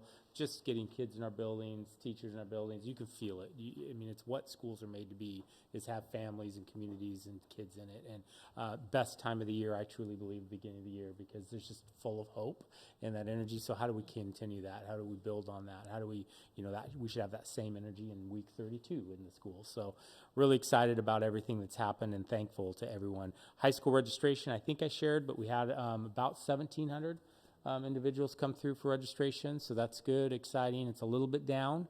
We've been up as high as 2,000. So, is that real numbers or not? We don't know. So we'll get more on that. I really have nothing around enrollment yet for you to share. But that was just the week they were registering. It doesn't mean any that are Nope. after. Yeah, the enrollment's much higher on paper. Yeah, That's yeah. just to walk through the door through registration. Absolutely. So we'll start that process of counting and seeing where we're at as we go forward. But another thing I just wanted to share specifically, and Tay might recognize this, but we over the summer had the opportunity to engage in a summer violence prevention grant. And what happened, long story short, is City of Portland had this opportunity through the community safety department that they had some money that they literally wanted to get out. And they went through the MESD. The MESD said, hey, districts, Portland's kind of saying, here's this money, great purpose, great. So what do? I reach out to my great team and say, hey, what do you think? Well, you can imagine what happens. Tay, I push send, and 30 seconds later she walks in my office. I'll do it. What do we need to do? We're going to get money? Okay. So long story short, we did get awarded. It equated about $26,000, but ultimately we served about 20 students during summer school, in which we did things not only earning credits, but also gun violence, session topics around gun violence, about school attendance and tips. And we're talking about students who were identified as needing support. We did things around financial planning, stress management, self-advocation, job readiness. But then the last thing specifically related to this is they did a back-to-school shopping day. So got to use some of the resource for a back-to-school shopping day, having some fun. You can see a picture of them there, and I'll pass this around, but it's a picture of just them having fun, right, and getting to go shopping and getting resources. And then, of course, there's some quotes. So just wanted to thank Ms. Atima and Carradine Jr. Both were leadership roles in this, along with Tay. So thank you, Tay. Yeah, process that. It was very quick. It's like, well, we got this money, but we got to do this stuff, and okay. So anyway, yes, thanks all involved. And anyway, so with that said, next one, average class size. I just wanted to give a quick kind of snapshot again. Enrollment, we're not ready to share, but at the elementary level, we've really been tracking, and we're working hard. We want to keep enrollment down. Every class size is very important, but we are targeting elementary. We think investing in elementary makes an impact. So, but specifically, I want you to know that our lowest average class size in an elementary school is about 22, and the highest is about 26. So overall, throughout elementary, we're keeping them down in that low 20s level. So fingers crossed. Yeah, and again, there are bubbles. I don't want to. We have a 28 here. I can see we have a 20 at Kinder. So it's up and down. I'm just giving you that average, but our hope is they stay there. A lot of work with Candy and the principals to kind of navigate where we're at. And unfortunately, right now, this is on paper, right? This is on paper. So until we really see students in seats, then we kind of will navigate from there and make some decisions about what we do next. And Aaron, it looks like you might have a question. Yeah, I just found out, actually, a little feedback from Ventura is they're facing another bubble. And this is like the second bubble in the 3 years I've been on the board. I'm wondering, if we should be kind of investigating sending some more resources down there, since we keep getting kindergarten bubbles in the same school, you know? Maybe there's something going on in the neighborhoods that we're not seeing. Yeah, so I'm not quite sure what we're looking at there. Right now, I have our average class size is about 23 at K. So there was, I believe, an addition already. We have a blend there of a K1 that we took the highs and we added a teacher there. So that's one of the areas that we've been responsive. So you might have heard it from a couple weeks back. Since then, Candy and her team's already, and the principal have already gone through. And so our hope is that it stays at that lower. If more come in, we'll have a conversation about it and see what resources are available. And All right, thank you. yeah, you bet. You bet. So again, just a snapshot. Wanted to identify and kind of name out that our Chromebooks, we've had a little bit of a snafu around. We have a large order out. Supply chain has been a bit bumpy. Derek and his team have been doing amazing work and literally finding Chromebooks and dusting off Chromebooks and placing Chromebooks. The reason I'm really bringing it to the attention is that the middle school, as we start the year, Chromebooks will not be one-to-one. There'll be class sets. We're transitioning to that class set model just because we don't quite have enough, to be quite honest. So at the elementary, it looks like we're back to one-to-one. We actually borrowed a few from classrooms. We've given them back. We're starting that. I'm looking at Derek, make sure I don't say anything wrong. High school one-to-one. Middle school right now will be starting with class sets in the core classes, and we should be getting to one-to-one shortly within a month. Yeah, got a nod down there. So.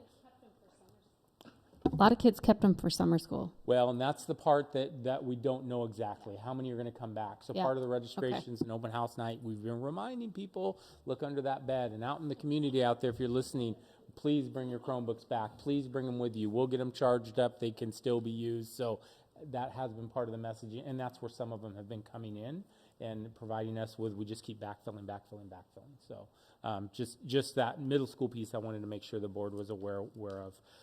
Staffing, number of different things, budget, possible recession, CSL, kind of thinking about our budget, what keeps the superintendent awake at night. Another one right now would be staffing. We're still 60-ish classified positions unfilled, about 20-ish licensed positions unfilled at this point in time. Again, most across the board, classrooms are full, but things like counselors, none of our school psychs, a lot of the additions we added to the budget for our work just doesn't even exist right now. So just a heads up, our principals are ready, our directors are ready. We're going to serve all of our families and students. There's no doubt in my mind, but there are definitely some gaps. And more importantly, that sub piece, what's coming, what's not coming. Obviously, we talked about the possibility of TOSAs and different things across the board and how we're going to be covering substitute, but I do believe we'll be feeling it there as well. Revenue enrollment we talked about. Thanks, Pat. So the last thing I want to do, and if we do have it teed up, I just want to say thank you again to our boards, to every director at this table, but more importantly and most importantly to our families, our students, coming back into the schools, being engaged, being ready to go, having that positive attitude, and then finally our staff. I mean, you can see them, you can see how they're welcoming students, you can see how they're welcoming families. You talk about buses sitting down there, and I tease them, it's like they're tailgating out there. They got their bus, and they're inviting people and happy. Food service is excited to do the best they can with their food and resources, and our IAs, just everyone involved is engaged in the process. So what we did is we've been taking pictures, and we put together a 4-minute video. I just thought ending the board meeting tonight, because of the positive, because of the celebration, we're opening schools, people. Here we go. This is the week, right? Kids are back on buses rolling, and a lot more work to go, but this was the video we came up with, just a snapshot. And keep your eyes peeled. You might recognize a few people. If it's going to work. It's also muted. Sandy, I see it's...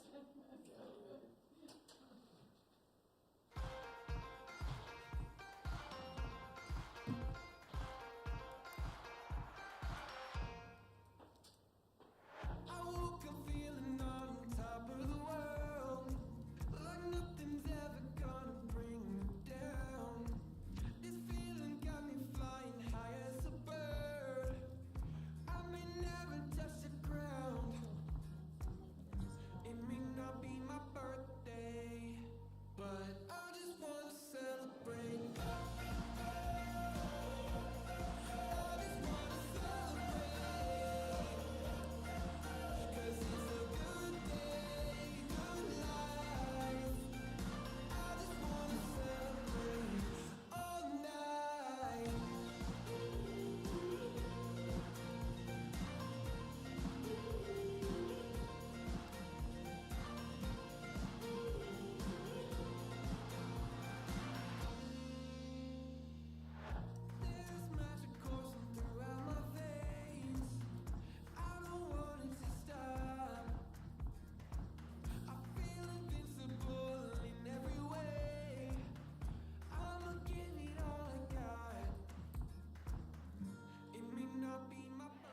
Justin, and I'm going to be at Ron Russell Middle School, and I'm excited to be part of the David Douglas School District because I'm excited to be part of a group of teachers that really care about the students that they teach.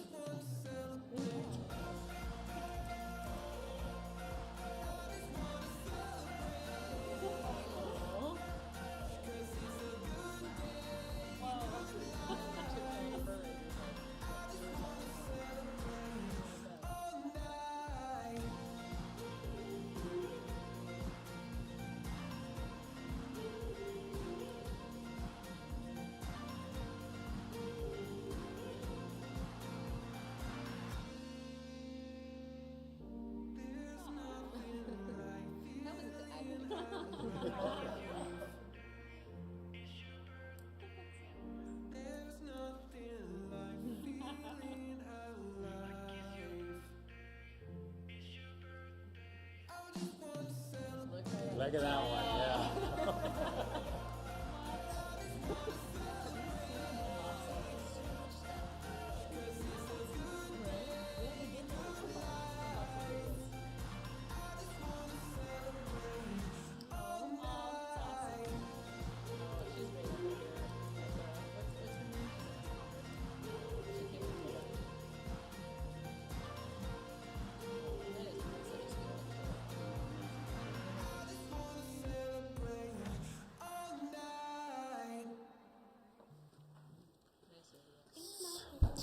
So, yeah, a lot of it for fun, but a tremendous thank you to our staff, all staff, for making it a special welcome back for our students. So, thank you.